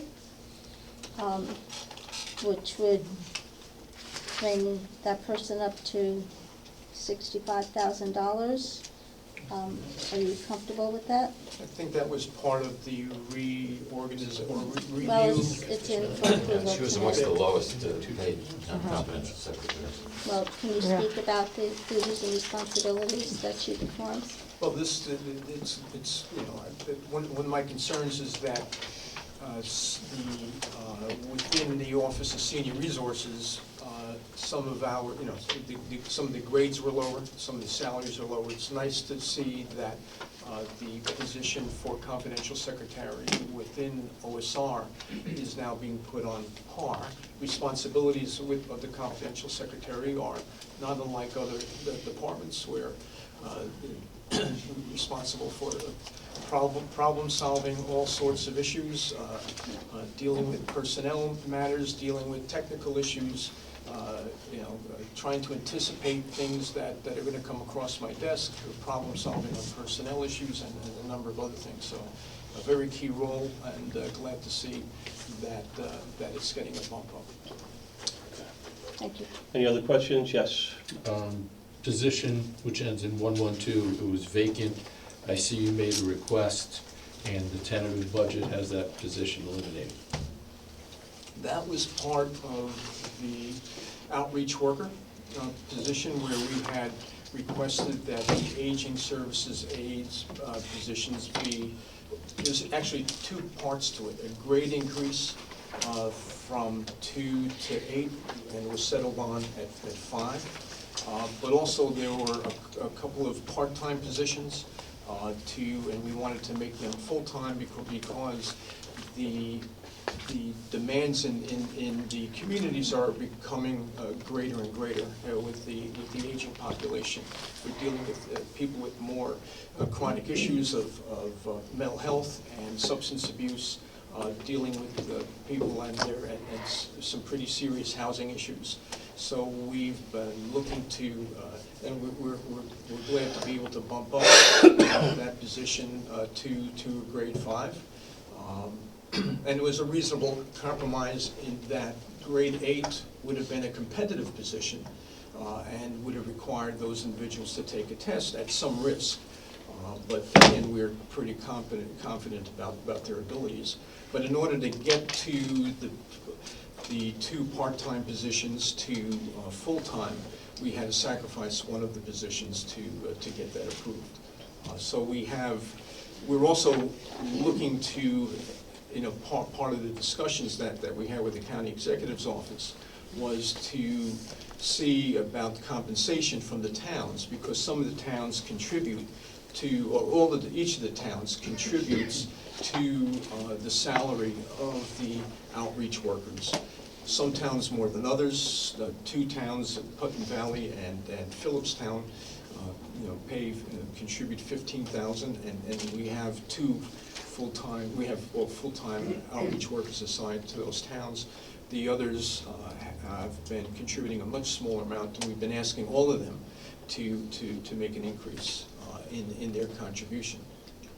No one has stepped up to the plate yet to make that, but that would be, if we were to get additional compensation from the towns, it might enable us to retain or come back with the additional full-time outreach worker, which we have 4 covering all the towns of Putnam County.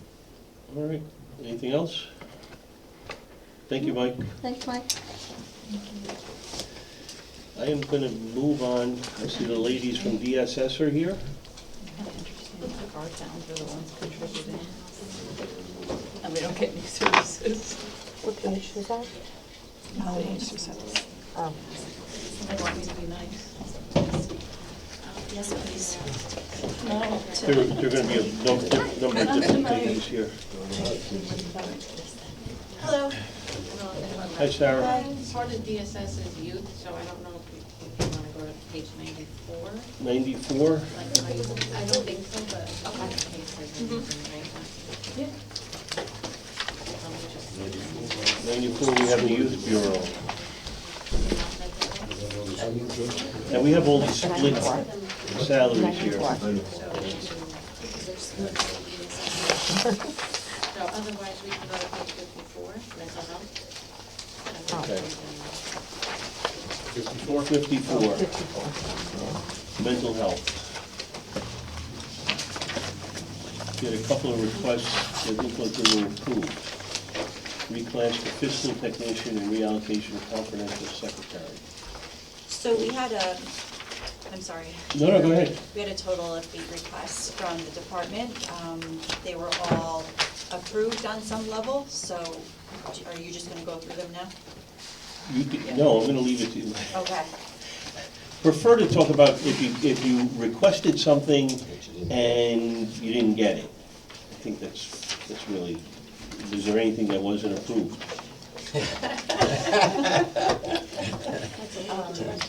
Rather than go through your request and the administration, I mean, I don't have any issue with what the administration did.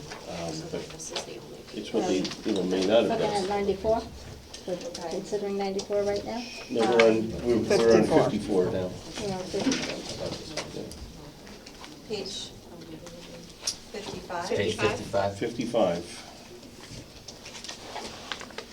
Okay, so we have a salary adjustment, the request was $12,717, and then it was approved for $75.40. That's a Puma, and then I see there's a reclass, there was nothing requested, and an $11,729 adjustment, and then there was also another adjustment with no request. So you can start with the bottom two, the reclass to director, and the salary adjustment below it is, was requested to bring two of our directors up to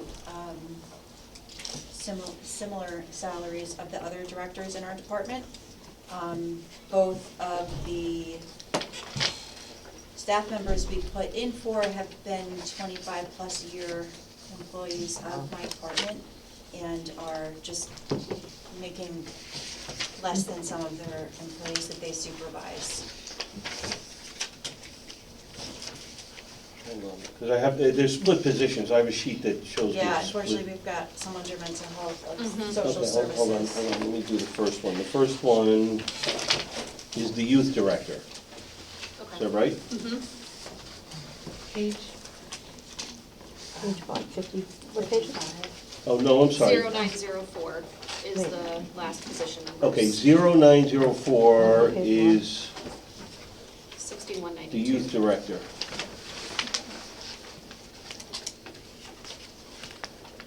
Here it shows you made a request of $13,971. Yes. How come on the budget sheet it shows that there was no request? I don't know that, I don't know if. Mike Lewis? Yeah, I'm looking at it. It might be in a different order, not, I'm sorry, 55, All right, so you requested $13,971 for, yeah, this person's been, not only did they work here, I worked with this person almost 30 years ago. This one, This is what they requested. Not in there. But we got the deputy county executive. Mr. Burpo, why was it not from 13,900 to 6,192? What's the logic behind that? I'm trying to find out where the 13,000 was requested. I only see the. So the 13 was our initial request, but it looks like it may have been zeroed out. I'm not sure why. In our budget, it's zeroed out, but on this sheet, I have a sheet that gives me split positions, and it shows a request of 13,900. I just want to know what the administration's thoughts were. Yeah, I'll have to get back to you on that, Mr. Chairman. Because I know this employee, it's not an outrageous request for this person.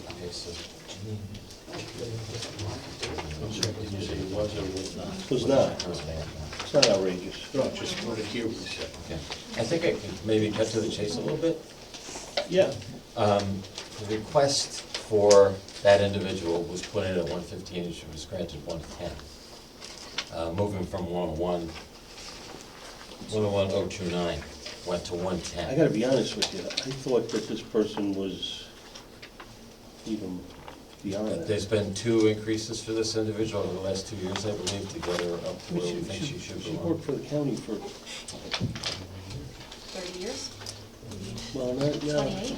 She worked for the county for at least over 20, but she was. Yeah, she was in the town, I believe.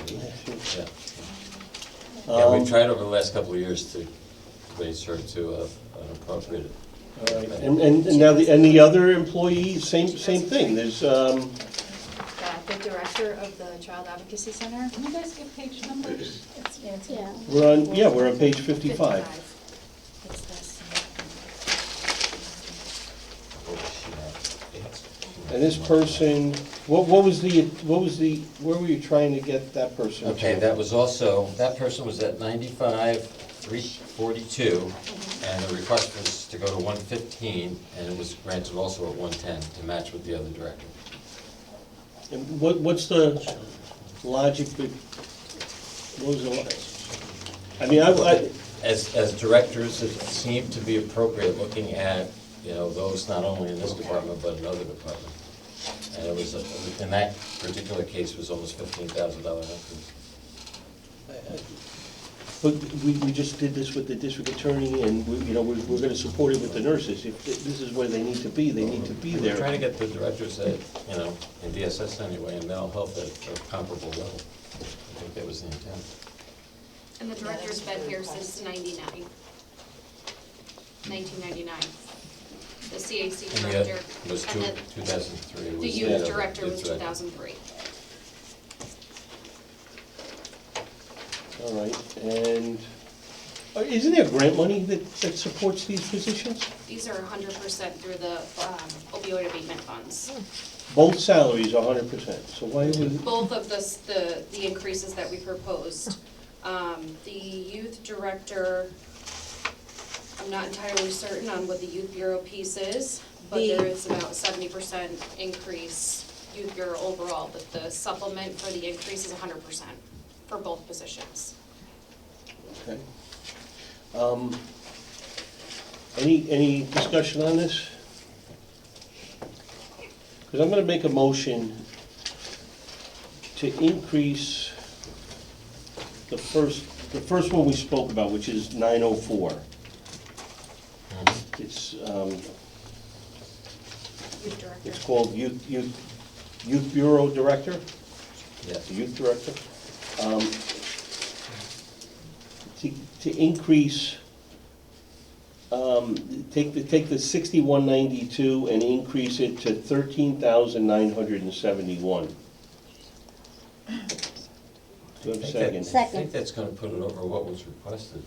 No, that's. No, No, I'm giving it the requested amount. 13,971. But We have a second. But what I understood was that the request was for 115, Yeah, and we granted 110. So it Yes. should be 5,000 increase, not another 6192. No, 6192 is what was given. Well, but you were getting it up to 13,000, so it's at least another 6,000 or 7,000. And what's Correct. needed is 5. Mr. Chairman, the line below, the split, the request, the granted was $2,500 higher. So when you look at the total, it's just a total add of That may have 5,000 to been get the to the same number, because the way it's split. Increase, Could have that been. might be what's putting that over that. The 2.75 management increase? That's correct. Mike? Okay. That's correct. Okay. So to get them to 115, what's the number I need to use? Just another 5. All right, so we're gonna increase to 6192 plus 5,000. We gotta rescind the motion that was just made. Rescind the motion, I'll make a new motion, amend it to make it 11,192. Simple math. Do I have a second? Second. All in favor? Aye. Aye. Thank you. With the other one, which is 103, Yes. Director of the Child Advocacy Center, yes. thank you. I'm gonna take the 11,729 and add 5,000 to that to make it 16,729. Do I have a second? Second. All in favor? Aye. Aye. Thank you. Mhm. Yep, that's correct. The Puma position that you see above that, salary adjustment, split with Yes. mental health and DSS administration, is to, when we brought in our new fiscal manager, she was hired and brought in at 10% less than the prior fiscal manager was Just making. the Tony Hay unwritten rule of Yes. reducing salaries arbitrarily, because they only pick certain ones. It's just management. Just management gets screwed. So I want to, I think it's important to note that when the prior commissioner and fiscal manager retired, the new fiscal manager and myself essentially had to manage $3 million in new programming and grants and oversight. So obviously the opiate abatement is the biggest one. Had co-responder team, CIT training, stabilization center, mobile crisis. So there's just a lot more that is required of the fiscal manager. That's why I put in for that request. Okay. So your request was 12,717 and 7,450 was approved? That's, yes. All right, I'm gonna make a motion to increase the 7540 in line 924 to $12,717. Do I have a second? Second. All in favor? Aye. Aye. Thank you. And that will also be covered by the grant money. Right, So right. everything is supported. It's not taxpayer, Putnam taxpayer Correct. dollars. Yeah. Thank you. Is there anything else you wish to discuss? No, we spent time working with Mr. Eldridge and our administration, so we are very thankful for you guys. Thank you. We're thankful for you. For doing what you do. Okay. Congratulations on your last budget season, the both of you. It's almost over, right? Thank you. Thank you, Thank you. Sarah, thank Thank you, you. Kristen. Tom Lannon, are you here as a department head, or do you want to talk about your budget? I do. Come on up.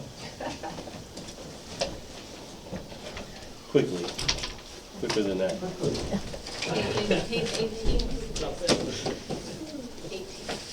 I know you're not a Yankee fan, so you don't really care about that. 18, you said? We're off tonight, so this worked out.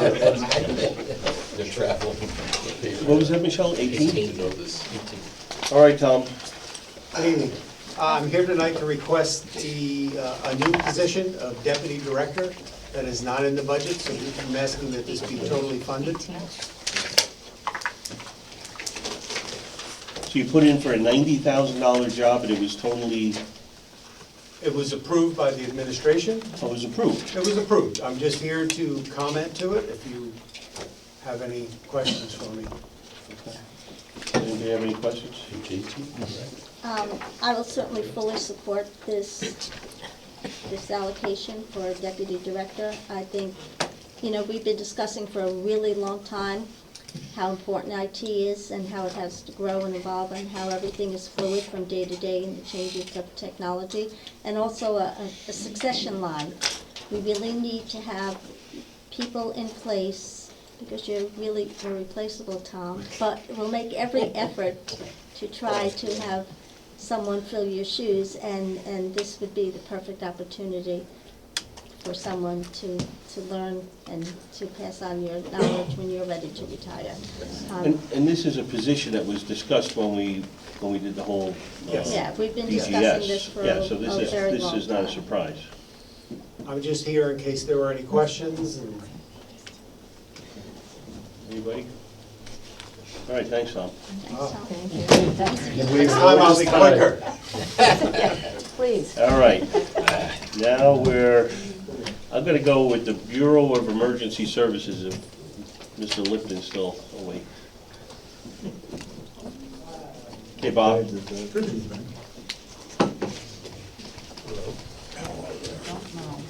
Okay. Still waiting. 33? But the adjustments are on 34.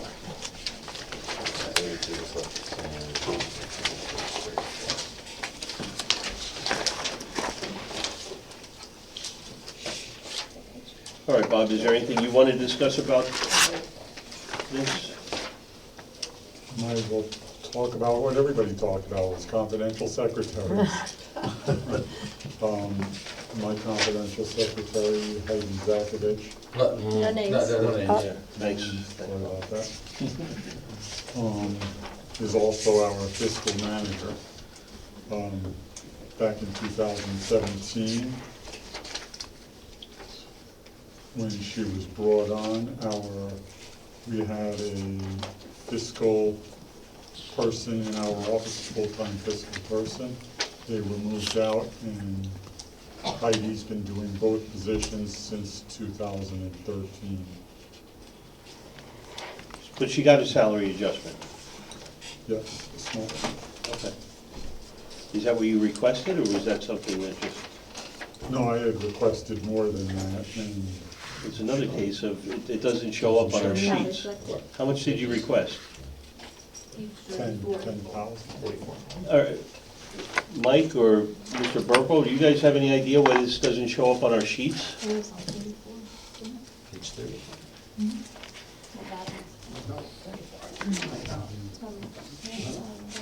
We have a right to know this stuff. 909. Each department head was, for management, was supposed to write a letter, and it would go to the county executive, and then the county executive would make his determination on what he wanted to grant. We have a budget here that doesn't show what he requested. I'll defer to the county executive. I have no idea why it's not showing up on these sheets. That's not a good answer. No, I know, why No we don't idea. put these sheets together, I believe they come, don't they come from finance? Okay. Through the chair.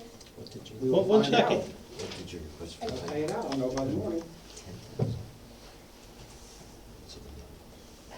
We don't even have like a completed, Legislator Crowley. Is there, They don't have any do you have a answers. memorandum that backs up your request for the $10,000 for that position that you submitted with your budget? Yes, I was requested to submit a Do proposal. you happen to have a I copy don't of have it? it. But that's not on No, him. I understand, I was just asking to possibly mitigate the situation. so, through the chair. Yeah. So we go back to parity, and we go back to confidentials that perform a multitude of duties that are essential to the operations of the respectful department. I was told that this particular person does an array of duties and has a great deal of responsibility in the Correct. Bureau of Emergency Services. She also does grant administration. And a grant administrator, which in of itself could be a separate position. So when we look to gain some parity and have some equalization along, I think we need to make the necessary adjustments. And I don't think $2,500 is enough. We have to realize that we live in Putnam County, and these people making $59,000 and pay health benefits besides, really don't net a lot of money, and the cost of living and the inflation and everything else involved. So when we're so cavalier about giving 75 and 10,000 away, we should really look to recognize our unsung heroes, which of whom this person is. So she got, who's, I don't see 907. Who is your public information officer in this stipend? Yeah, I was gonna say, Because it's not in your department. I don't see 907. Yeah, I see it. Yeah, it's, 07, above 09, above 09. It's 107. we're sharing a person from another department to do that function. So they're not in your department. It's on page 4. Page 4, thank you.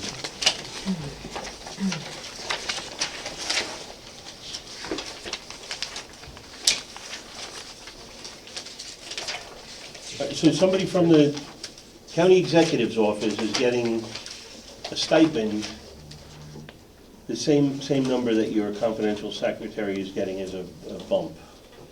That doesn't make any sense.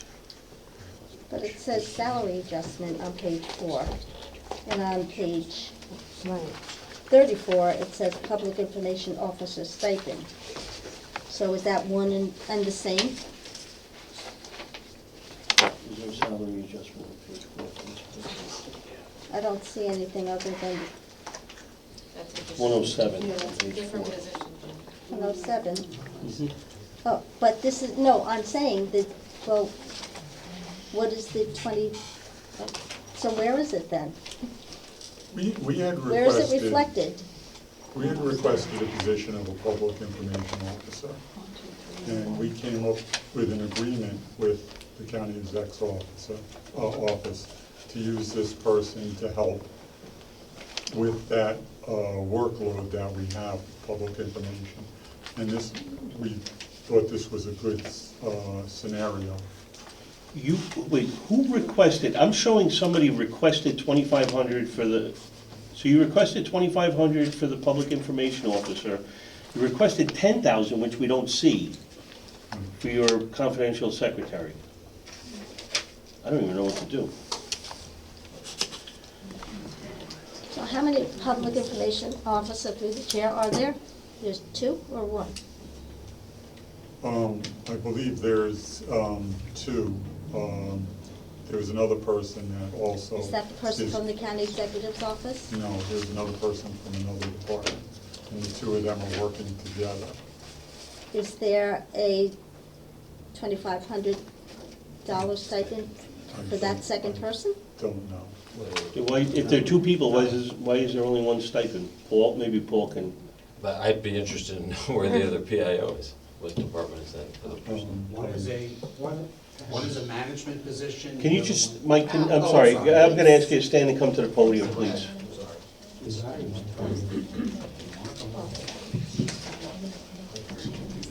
I know that, but I know this. This is where this is. Yes, I wrote this. One PIO is a management position, and the other PIO is a CSEA position. So that person gets no additional compensation for being a public information officer? My understanding is that that person, if they worked overtime, that would be their additional compensation that way. Okay. Does this person, the management person, do they have to work overtime to do public information? Because it seems like that's what his job with the county executive's office is.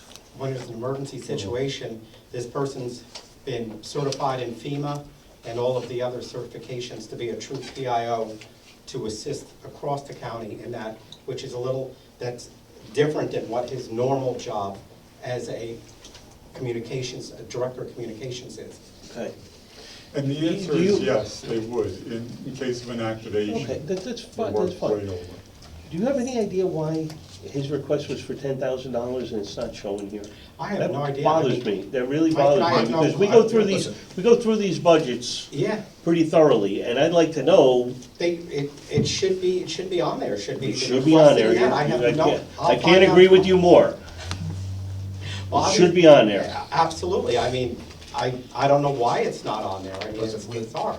My understanding is we were given directive that any management position that came from an elected official, that would be requested, and that would be on the tentative. When it came to management positions,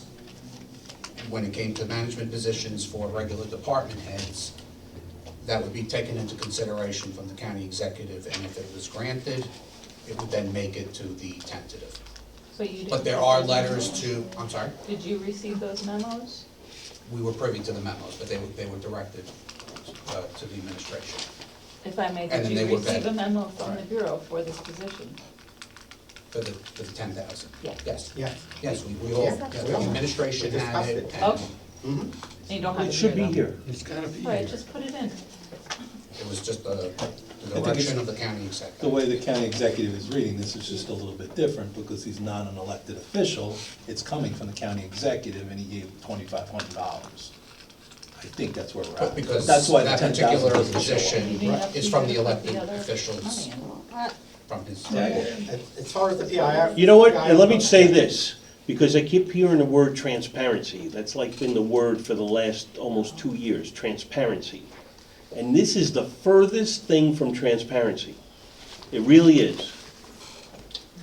We're not trying to hide anything, I mean, I don't know why it didn't come out on that. We'll check that, I'll find out, I'll tell But you tomorrow. you just told an explanation as to why it, you've given a reason why it shouldn't be on here.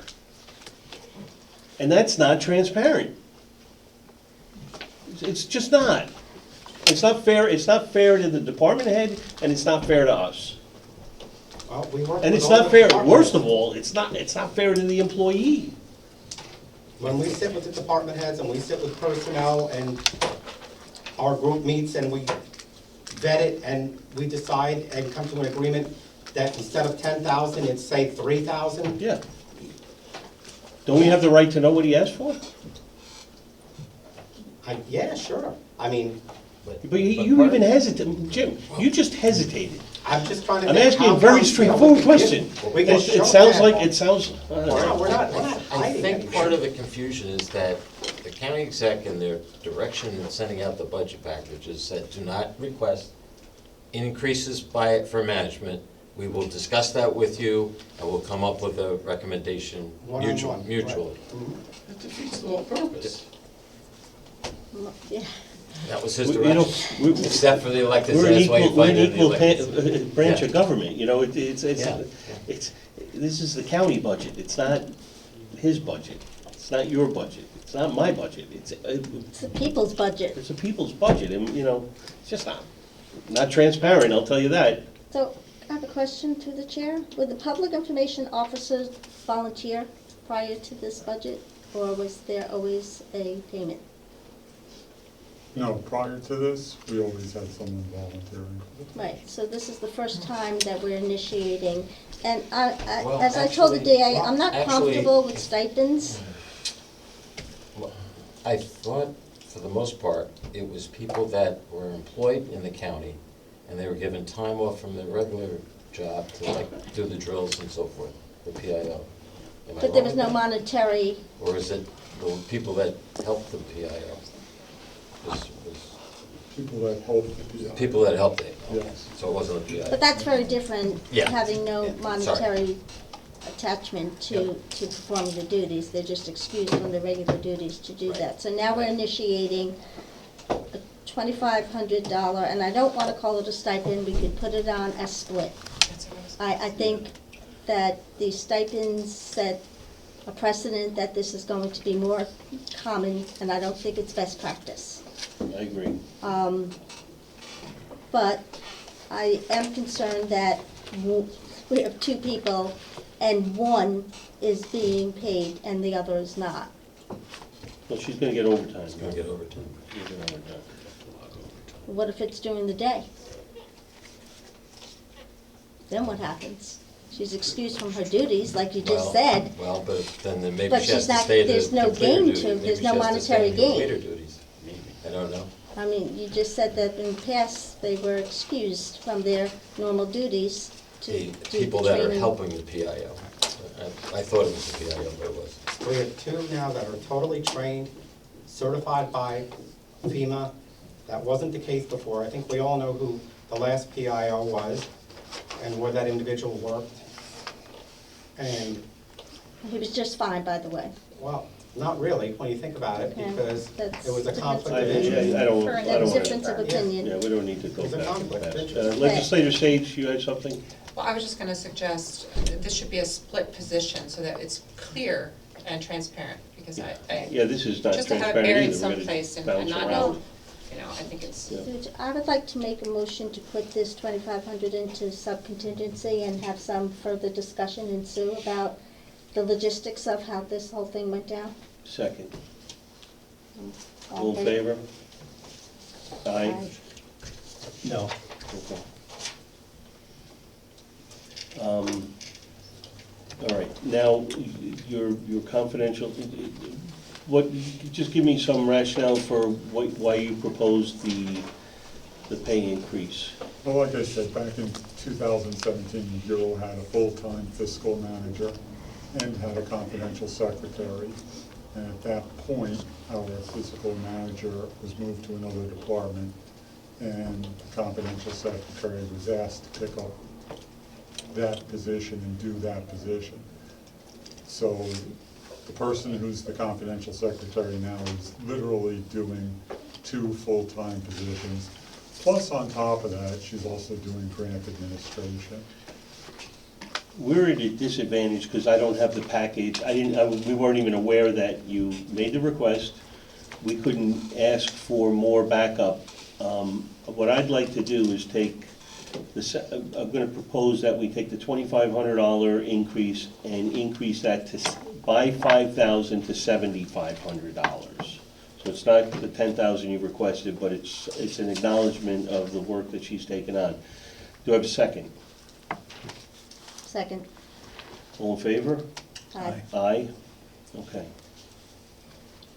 Thank you. Do you have anything else, Bob? No, that was it. Okay. Next up, I see it's just the sheriff and DPW. We'll go elected first. No, you can write I'm calling on the sheriff first, so.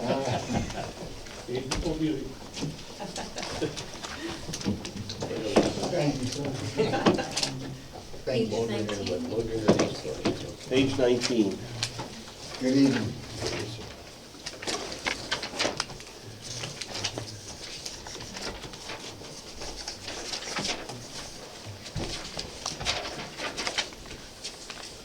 Welcome, Sheriff. Good evening, thank you. 19. I'm gonna start with, I saw there was an adjustment for your confidential secretary. That's correct. Is that something you requested, or is No, that part of an overall plan? Part of the administration's plan for all the chiefs of staff. Does that bring her to where you think it needs to be? Brings it to 80. 76, 619. It's 25. Position 125. That's a chief of 76, staff. 619, and the Chief of 3381. Chief of staff, not Is it contract. $3,400? Yes. Yes. 80, I believe. So it's not 7,500, it's 3,381. And a conversation ensued whereby the deputy county executive went on and how we're trying to make these all parallel in a sense and have special consideration given to the chief of staffs. So I was advocating to zero them out. And if we look throughout the budget, we can see what the salaries are to people who have degrees, people who work really hard, people in positions. So there's really no parity between, but that's the way the budget rolls. That being said, if we grant it for one, I would support granting for two. This is I think the least of them. So, I mean, I don't have an issue with it. Is there anything else, any other positions that you'd like to talk about? Was there anything, there was a position that you requested that wasn't granted? Is that? That is correct. We requested another position be added to. It's on page 26? Yes. BCI? Yes, it's 311-03-2118, BCI investigator. As you know, our BCI unit faces increasingly complex and demanding caseloads on a daily basis. They handle a wide array of investigations: property crimes, fatal auto accidents, domestic violence, sex crimes, crimes against children, and organized crime activities, including financial fraud. They require significant resources, specialized skills, and collaboration with multidisciplinary teams, including but not limited to our school resource officers, the Child Advocacy Center, Putnam County Child Protective Services, and Putnam County Mental Health Services. Staffing levels should be appropriate to handle the increased workload effectively. A staffing deficiency hampers the unit's ability to respond swiftly to new cases, compromising the quality and speed of investigations. Currently, we have 8 investigators, one of which is dedicated to the FBI's Safe Streets task force, leaving just 7 to manage the wide range of cases I just spoke about. The past 2 years have seen a dramatic increase in caseloads, putting additional strain on these limited resources. In 2022, BCI handled 558 cases. That's an average of 79 cases per investigator. By 2023, these numbers rose to 695 cases, a 21.87% increase, which then relates to a 99 case load per investigator. As of October the 5th of this year, investigators have managed 655 cases, which indicates they're on track to exceed the 2023 totals by the end of this year. This trend relates to 93 cases at this present time, and that data is 2 weeks old per investigator. And notably, these investigative facts do not cover the backgrounds that our personnel do. We respond to TURPOs and ERPOs, PC-TAM investigations, fatal car accidents, crimes against children, and sex crimes. They address each allegation that rises to the felony level. Due to the sensitive and urgent nature of these cases, they often require the immediate response of 2 investigators. These investigators support patrol personnel when needed, adding to their substantial workload. We have 4 members assigned to the Forensics Investigation Unit, one of which is assigned to a task force. So that reduces the number of forensics investigators to 3. As I said previously, 1 investigator is assigned to FBI Safe Streets. His assignment has proven instrumental in developing prosecuting cases within Putnam County and involves collaboration on investigations that cross jurisdiction and state lines. This investigator also contributes to our computer forensics investigations, highlighting the overlapping demands placed on our current unit. Narcotics has 3 investigators who focus on narcotics possession and sales, gun trafficking, organized burglary and larceny, overdose cases, and complex investigation. Their specialized work underscores the growing complexity of criminal activities in the investigative unit. An additional responsibility of investigations is conducting background checks for deputy sheriff and corrections officer applicants. Over the past 30 months, 79 such investigations have been conducted, averaging 3 per month. Each investigation requires approximately 30 hours of work and involves application reviews, interviews, employment record verification, and visits to schools and places of employment. This process demands a significant amount of time, roughly equating to 1,000 hours of work on an annual basis per investigator. To give you the statistical overview of our increasing caseloads, and which will then support the need for an additional investigator. In 2022, relating to sex crimes, we had 37 cases, and we conducted 155 device reviews. In 2023, we went up to 41 cases, and we reviewed 409 devices. In 2024, cases are at 27, and the forensic review of devices is at 114. As far as our TAM investigations, in fiscal year 23, there were 6 TAMs and 20 CSTAG investigations. In fiscal year 2024, we've seen an increase to 36 TAMs and 18 CSTAG investigations. Sheriff, I hate to interrupt you. These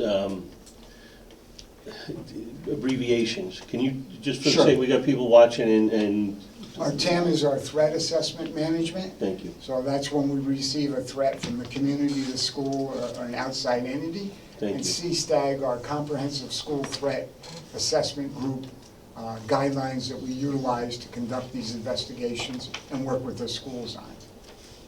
Were there any other? No, those were the 2 that we just hit and Okay. My error, I apologize. The case for an additional investigator is clear: to continue delivering high-quality investigations. BCI requires an immediate increase in staff. The growing workload is taking a toll on current personnel, risking potential backlogs, loss of efficiency, and personnel carrying a burdensome workload. The addition of a new investigator is not just a necessity, but a critical step in ensuring the unit can keep up with the increasing demands of the community and maintain the high standards it has achieved. And we've discussed our need for a BCI investigator increase with personnel. Personnel approved it. It went to administration, we put it in the budget, and it was removed, and that's why I'm here tonight. Were you given a reason why it was removed? No, not that I recall. Deputy County Executive Burko, what was the rationale at the administration for not approving this detective at BCI? I'm not sure, I thought the county exec and the sheriff discussed it, I'm not sure. I know the county exec said he was gonna leave it there and, or in the requested, I believe, and then you would come and present it. Right, that's where we are. We don't prepare the budget. He had months and months and months to prepare the budget.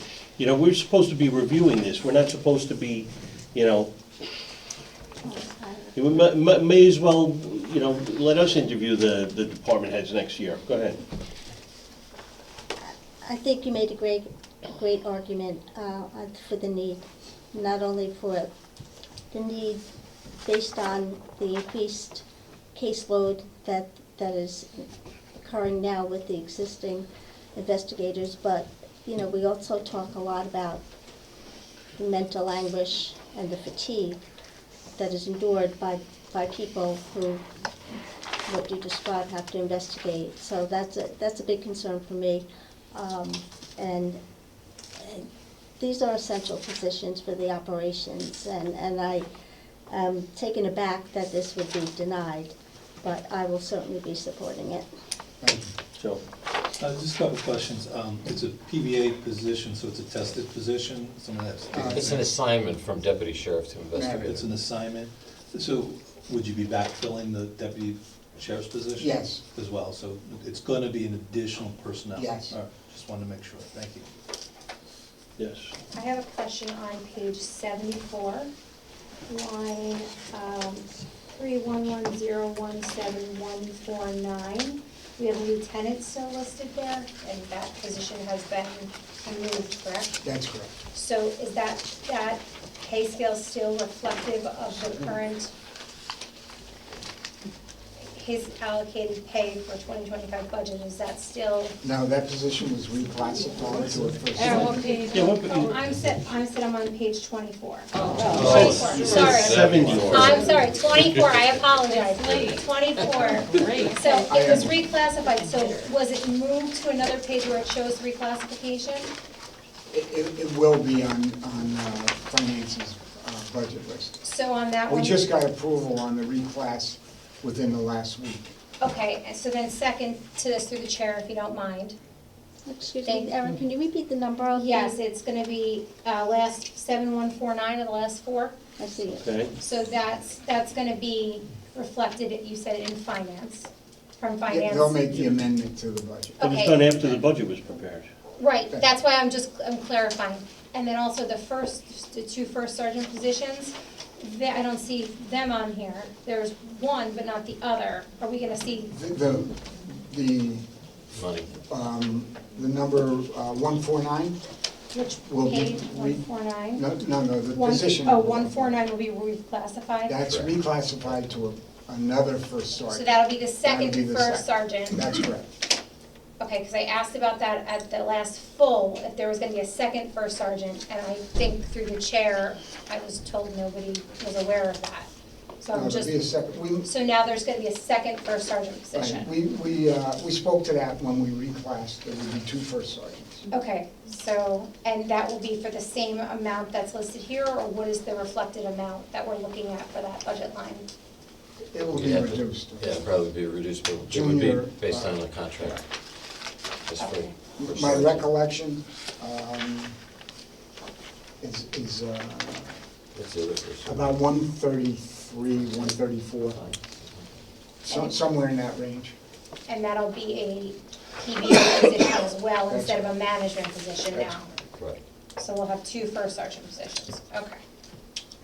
Both being CBA, Correct. okay. Any other questions? We'll go back for consideration. Well, any other questions before, because I'm gonna make a motion. Okay.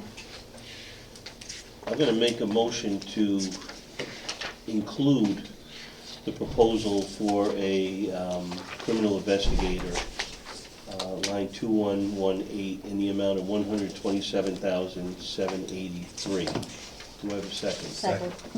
All in favor? Aye. Aye. And I want to be clear, I mean, you turn on the news, crime's happening, and it's coming to Putnam County. Law enforcement, you're what's going to stop it, and it's valuable. I don't really understand why that was not approved by the administration, but I want to be clear that the legislature certainly supports law enforcement, and this seems like a no-brainer. Yes. I feel like we're beating the drum that this is like being denied or being left out. I just, for the record, like this process of the legislature being presented with putting it in, rather than us taking it out, which is what we did with the previous sheriff. We were faced with taking a lot out of the sheriff's budget. I didn't perceive any of this as it being denied by the administration. I saw all these as being put in, requested, and leave it up to the legislature for the sheriff to come and give this great presentation, which he did, and advocate for it. And as far as the others, it was up to me to talk to those outside agencies, department heads, to see what the bold print was and what the request was, and for me to find the information, which I did. Do you have anything else you wanted to discuss? Yes, I do, and I'll try to be expeditious with respect to this. In 2014, there were resolutions that were passed, 177 and 178, that called for a separation from the first sergeant's rate of pay to that of captain of 15%. Right. We've seen that decrease in the last few years, and we're respectfully requesting that figure be reinstituted and included in this year's budget, so that the captains and the undersheriff would be at a rate amenable to what the PBA agreed to contractually. Right. We've resolved two contracts very quickly with the help of the administration, personnel, and our outside counsel. I'm not forgetting anyone. Also, Yeah. Captain Shipwell. Right, and our staff members. And our command staff is on call 24/7. They take phone calls day and night, and I know that because I get phone calls from them day and night, advising me of situations, decisions they've made, and strategies and conditions as it relates to the county. So I respectfully request that that resolution 177, 178 of 2014 be re-implemented. Did you do a calculation of what the number would be? Yes, I do. I have, I can give you copies of this. I don't think I have one for every legislator, but I will please pass those forward. I actually have a copy of the resolutions as well, if you'd like all the material. I actually have the resolution, so I confirmed what you said. Okay. There's one for each committee member. If anyone else would like to see that. That's it. Thank you. Thank you. Through the chair, Yes. I think I was chair of personnel. Excuse me, can you just make a motion to accept this? Motion to accept the additional, do I have a second? Second. All in favor? Aye. Aye, thank you. That's your highlighting. No, it's okay. I'm not sure what I have here. Oh, and that one might be important How to, about the pictures, do you have those? I'll just take a picture of Go it. ahead, you want to? Yeah. Well, there is a couple of them. So, I'm sorry. I believe I was chair of personnel when these resolutions were passed, and we discussed it then and came to a memorandum of agreement, and I believe that this should continue to be honored. I agree. I'm going to make a motion that we honor the resolutions from 2014, is it? Yes. 2014. And I'm gonna attach this to my resolution. It looks like the captain's salary should be at $154,758 in 2025. I read that right. That's correct. So I'll make that motion. Do I have a second? Second. All in favor? Aye. Aye. Do you have anything else you wanted to discuss? No, thank you for approving those items, I appreciate it, and so does staff. Thank you. Thank them for us. DPW.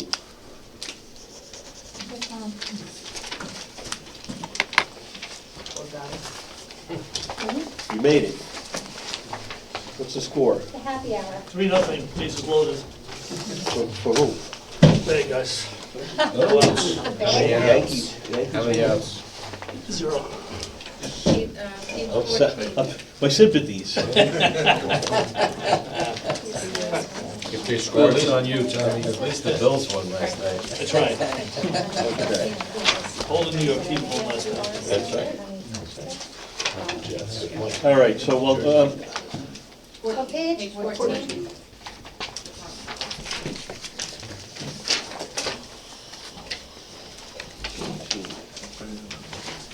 all right. I see the first one is you have proposed a project manager, and that was included in the budget? Yes. And approved Okay. to this point. And you have somebody in mind? Yes, Okay. Is that a tested position? it is. Yes. Is this person gonna take the job provisionally? Originally.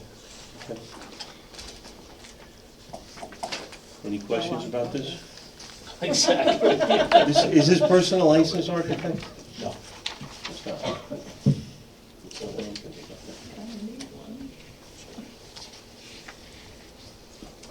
Anything else? Any questions on that position? You have a confidential secretary. Did your confidential secretary get a? No, so we thought the process was going to be that they'd be looked at just like, so the confidential would be looked at separately, and then the chief of staff would be looked at separately. That was our take on it. Okay. I'm Do you have sorry, any- I didn't hear what you said. Yeah, we were, when we started the process back in May, I guess, they were gonna look at, so any management position was gonna be put directly to the administration for review, and obviously through personnel. But then the confidentials and the chief of staffs would be looked at separately, that the administration and personnel would look at them separately, just to try and balance it. Because we did look at it last year, and that's why we proposed it last year. We looked at years of service, the other people in the same position, same pay. We looked at just through our county, and we looked through Dutchess and Westchester also. So we kind of balanced it. And then this year was going to be looked at and reviewed through the administration, so. That's not But it was looked at, Page 15. it was looked at selectively. Page So, 15. Confidential Secretary of Highways was not looked at. And I think we were thinking also that maybe it's because those kind of things can be looked at if there's money contingency. So obviously, when you go through negotiations with different unions, it would be smarter if it's put in contingency and then it's looked at and appropriately adjusted. The legislator and easier. Yes, I have a list of all the confidential secretaries. I was going over them when I was preparing for the budget, and this particular one, number 10136, is one of the lowest paid. So we have, Yeah, I have that too. right, yeah, everyone's higher, up to 77,450.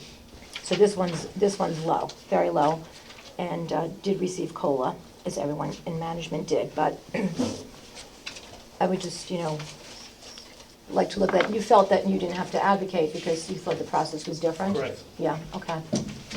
Deputy County Executive Burpo? Do you have an answer for that? Why some were reviewed and increased and some weren't, confidential secretaries? They were all looked at. I have no idea why there wasn't an increase in this. I'm gonna have to find out. I don't know. I hate to say that. Can you get back to us I on will, that? absolutely. Thank you. I would like to consider an increase here, as stated. I would rather. I'm not making a motion, I'm Okay. just expressing an opinion. Oh, me too. But as we looked at this whole process, it's evident to see how there isn't parity and how morale is low because people who work hard every day aren't even acknowledged. And I think this particular person works really hard, from what I've been told, and serves a big staff.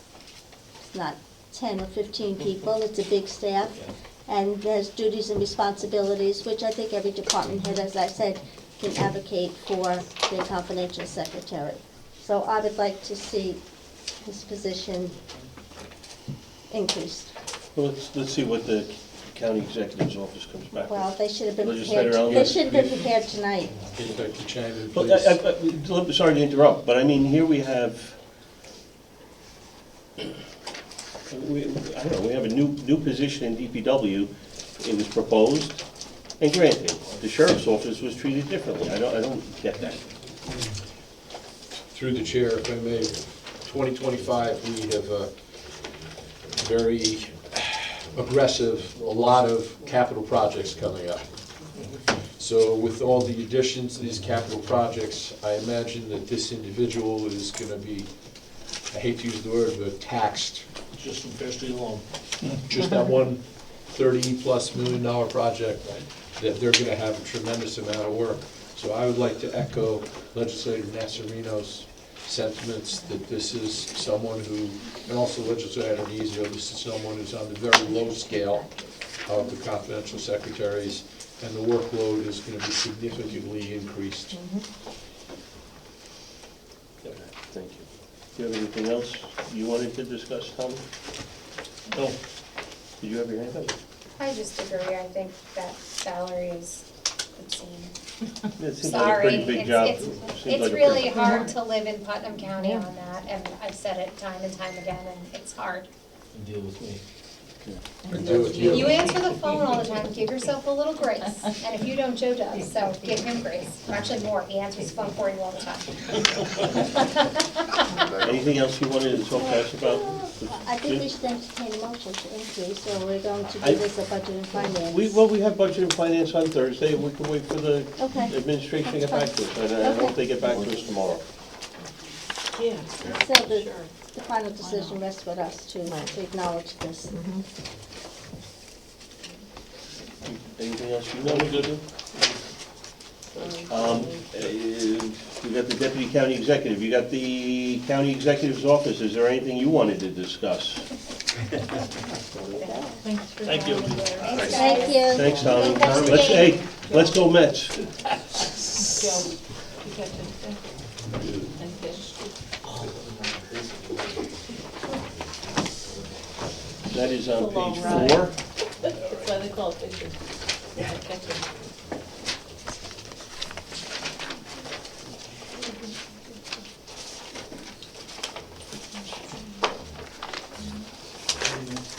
Let me tell you something, your confidential secretary, Yes. I don't, I mean, you got a good one. We do, like I'm sure all the other departments have. Is her salary adjustment, I gotta ask this question, because this looks a little crazy. Your department requested $6,192, and your department gave her $4,437. How does that make sense? Because we were trying to keep it in line with what was coming back to us on what a standardization of the confidential secretaries of that range should be. I mean, she's great, I'd like to give her a lot more, but we wanted to try to keep it fair and have a baseline. So that would put her in that realm at that number. She's a superstar, I think, I mean, She- you guys she should is, she's acknowledge incredible. that. Absolutely. I think you haven't been consistent, not you personally, but there hasn't been that consistency that you speak of for any of the confidentials, because there's a wide range of salary. And when we're looking at this particular individual, we know that she's a superstar, and we know that how hard she works. And more often than not, we're coming in for our 6:30 meeting, and she's just walking out the door at that time.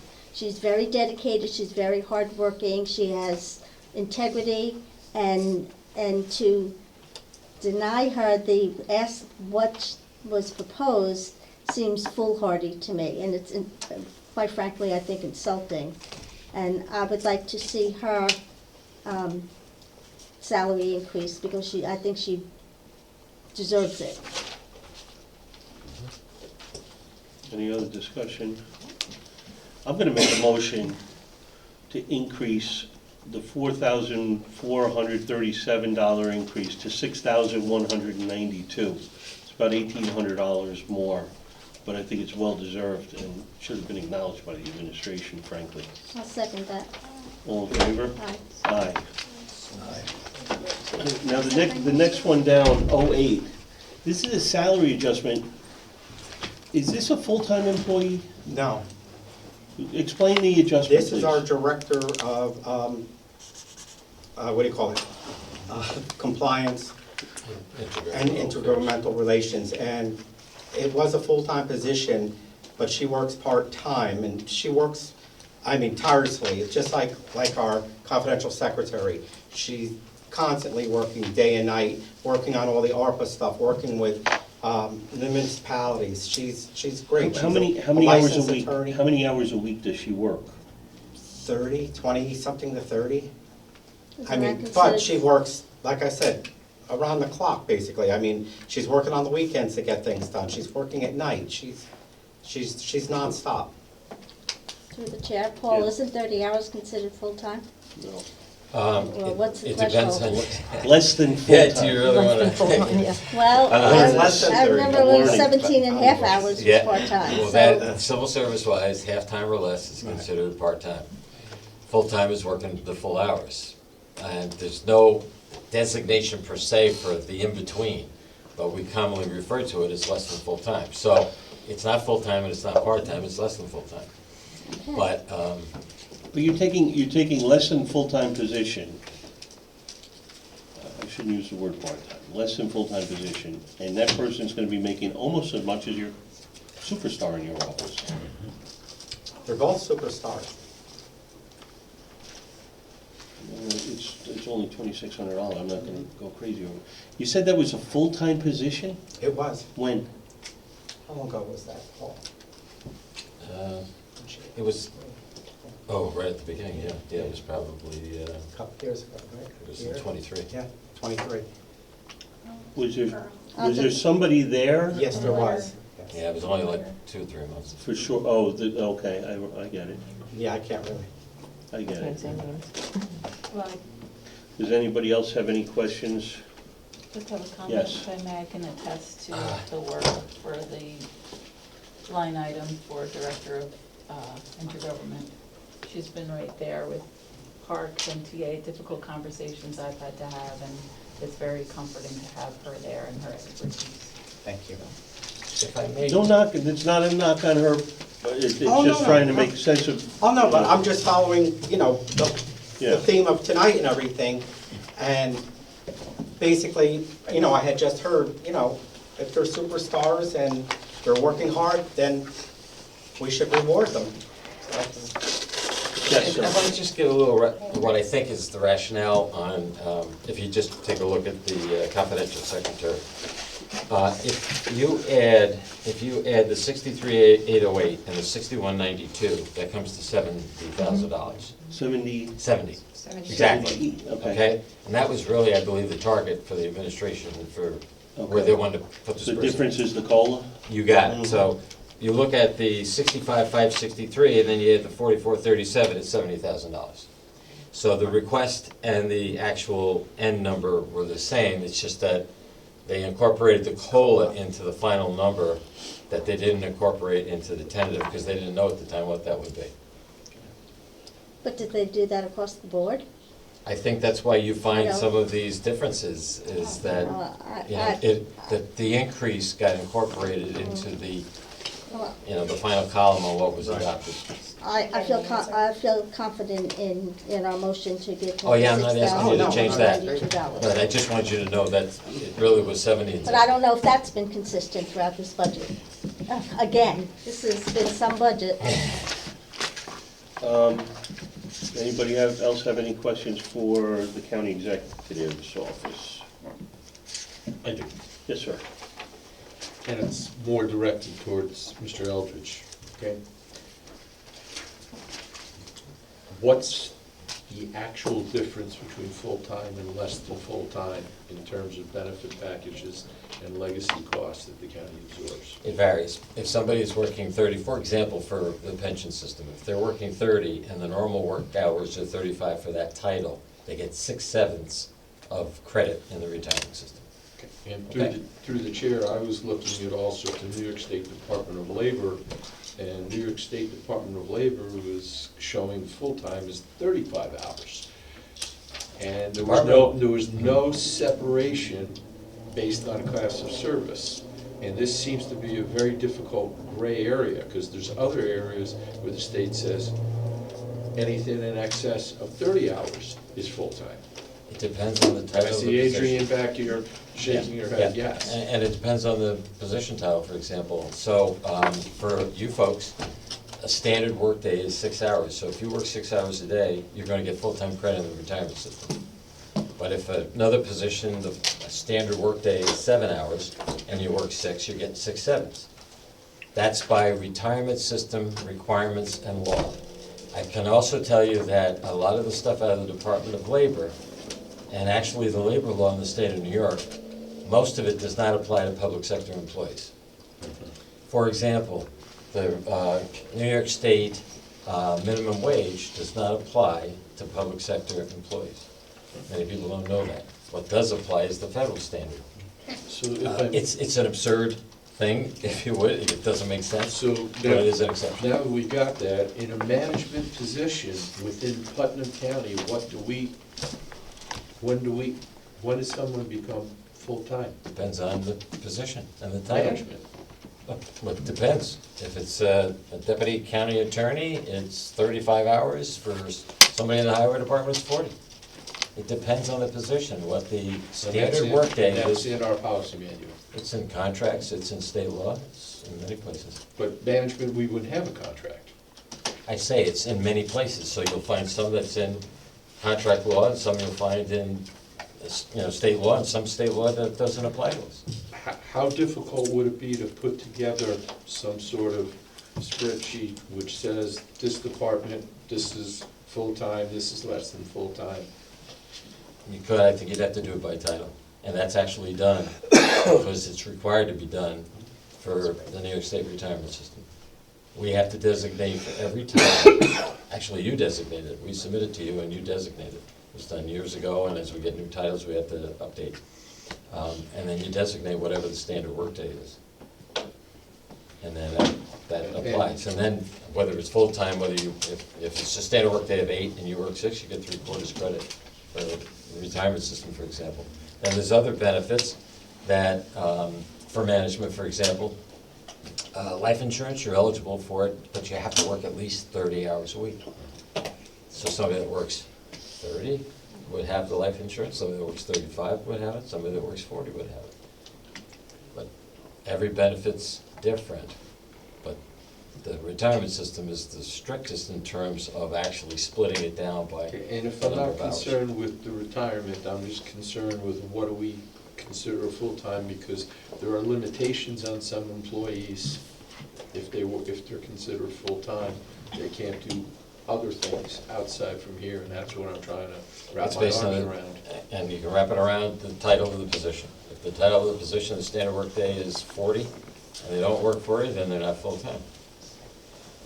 So 39 and a half is a hell of a number.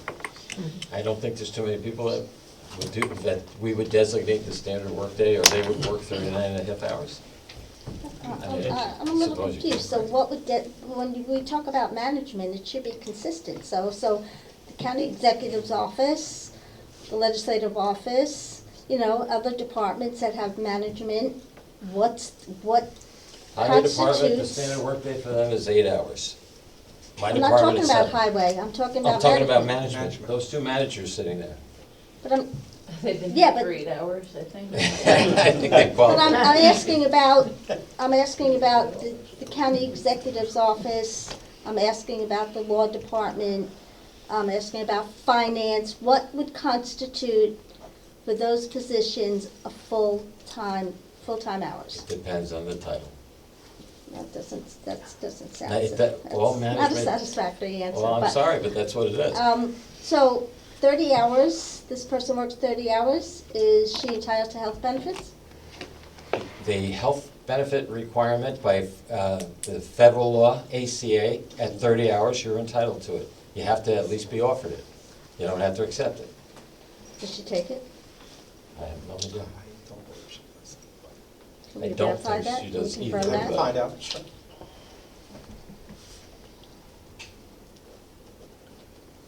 Unfortunately, there's not one standard thing that applies. You've got federal law, you got state law, you got, you know. I mean, the Affordable Care Act is something that we live within, it's federal law. I understand that, but in the respective departments I referenced, if you had a new hire, you'd have to tell them the amount of hours that they are obligated to work. Sure, but it could be an Yeah. agreement for them to work less. If, and I think that's what you have, Right. really, is they've agreed to have the person work less than full-time, and so they're entitled to some benefits and not others, or others on a pro rata basis. I'm not debating the less than full-time, I is just this- want to know what full-time is, Is it about the county executive's which office? is 35 Well, hours. in Generality, go ahead. generality,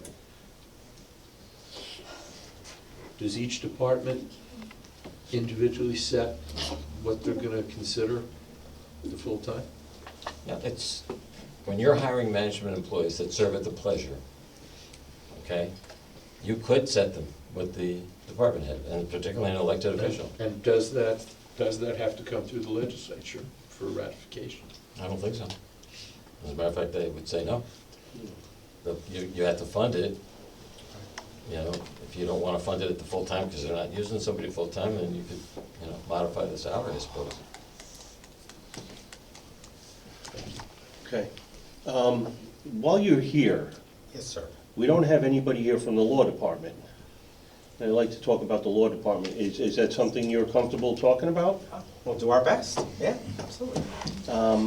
It's on page 11. Yeah, I do. Yeah, the candidates too, that's my,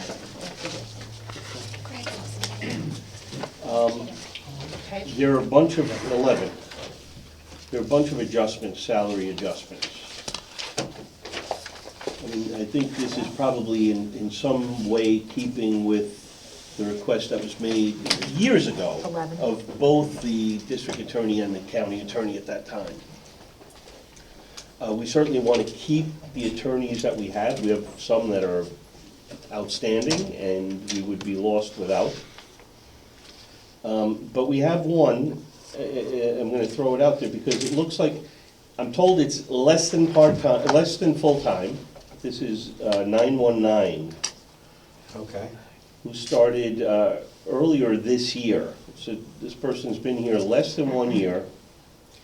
They're in for what seems to be a salary adjustment. And I come to find out recently that this person works not in the county attorney's office, but from home. Are you aware of that? I know this individual works part-time, No, not part-time, less than full-time. less than full-time. Where the individual works from, I don't know, I mean, Well, we have a county attorney that works from his house. That's true, right? I don't know that. I don't know that for a fact. how do you not know that? Seriously? Seriously. That he works from home, I don't Do know. you know where he works? Pardon? Do you know where he works? I'm assuming the county, what do you call it, attorney's building. That's a terrible answer. Really? Chair, He's the county attorney, he's all over the Well, county doing things. he's an employee in a department, through the chair, respectfully. He's an employee, he's not an island unto himself, number one. The law department's not an island unto themselves. It's common knowledge that there was an office put in his house that required employees in this county to go to put all the technical work that had to be done in his house. Is that not something you're aware of? I am aware that there is no office in his house that was done by the county. He has a phone and I think a laptop that was assigned to him through IT. That's it. That's what I'm aware of. Well, I've heard a very, very different Well, story I can where just- county employees from IT were summoned to his home. Number one. But Number two, I'm- do we have a policy on working from home? Because if we're going to talk about being open and transparent, we're going to talk about parity, we're going to talk about consistency, again, we cherry pick who gets to do what, and that has to change. I'd like to stick with this employee who, you're unaware that this person is working from home? I don't know where the person works from, to be honest Yeah, with you. that's a bad answer too. Not one question was answered tonight. I'm just gonna make it simple. This is a person that's working less than full-time, getting full health benefits, working from home. I'm going to ask that we remove the $5,000 salary adjustment, and that's for line 919. Do I have a second? Second. All in favor? Aye. Aye.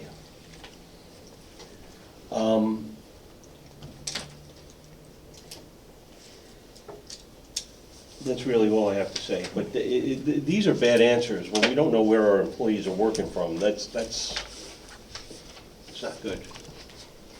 There should be an answer, and it should be a pretty simple yes or no, or yes. Yes, sir. We have a vacant position, number 118, and I see that there is a proposed salary adjustment, an increase of $17,489 for that vacant position, which would bring it up to 120. So this new position is going to get paid $12,000 more than existing attorneys. And I can tell you the reason for that. That's exactly my question. Yeah, that is, we've been trying to get 2 DSS attorneys. They have to have specific experience in DSS. Now, it is a deputy county attorney, but it will be assigned and by resolution and by SEC is assigned to DSS. Yes. And we're having a dickens of a time finding somebody with that experience. Then I would think that we should put that in sub-contingency, and when you get somebody, come to the legislature for the money. I would hope that you didn't do that, so that we have the ability to land somebody as soon as possible. We've been trying. We've had some candidates, but not. This is law department money and not DSS money? But they are assigned to DSS, and they're fully 100% dedicated to DSS. Is it, but DSS also has grant funding Yes. for attorneys. Is their grant funding going to contribute to this? I believe it does. Yeah, I believe it is. I think, what, 70,000? 70,000 From committed. the Oasis, Abatement funds. So more than half. Yeah. right. But it's, $70,000. why is it all in the county attorney's line then? Just out of curiosity. That was something that had been requested early in the, process of the new administration, wanting everything to be in the law department since they're. Right, okay. So DSS is gonna contribute, and is Yeah, it because this, they're dedicated to To DSS. DSS. are they gonna be assigned an office in DSS, or is the office gonna be over The here? current person that is, the one person we do have that is doing this, I believe, is in DSS. DSS, 5 days a week? yes. Okay. Yes, and this is, All right. Then I'm gonna. 0903, excuse me, I'm sorry, 120. Got it. So that person just started earlier this year. Right. Got it. That's the current. not Okay. conditional. I don't have any other questions. Does anybody else? Some contingency or not? Mr. Eldridge asked us not to. It feels better, easier to negotiate with the money available. And I agree with you. And I believe there's an individual that Sarah's looking at, right? That We- she really we've- likes. that- Yeah, yes, we've had several, Yeah, and unfortunately. I want to allow you guys the flexibility Yeah, to a hire couple the right have fallen person. through, unfortunately, No but problem. actually, we had another person and they left. Okay. Does anybody else have any other, go ahead, Ginny. Yes, well, not related to this, but on page 7, we have a capital assessment and procurement coordinator. This is purchasing? This is a new position when we already have a capital assessment procurement coordinator that was posted last year. And when we discussed central services, it was redundant to have two, so I would be opposed to that. This is Michelle, only- you have this is some- only Michelle? one. This is just the only one. I think this is the only one, Yeah. but the person I Yeah. think started Is this the one? today. Yeah. It's only- Excuse me, it's only Michelle? one. Showing vacant. I think It's there's only vacant. one and the person just started in this department today. This is the one that was posted last year? Yes. Or the one that John requested in the budget? Right. The one from last year? Yes. Okay, then I stand corrected, that's Okay. fine. Anything else? Does anybody else have any items that they want to go over? Well, we have Commissioner of Finance, one more Okay, you see the, consideration, go ahead. What page are you on? page 5, Coming up. salary You have a que- Mike, adjustment. Ginny has a question for you? You have a salary adjustment? Yes.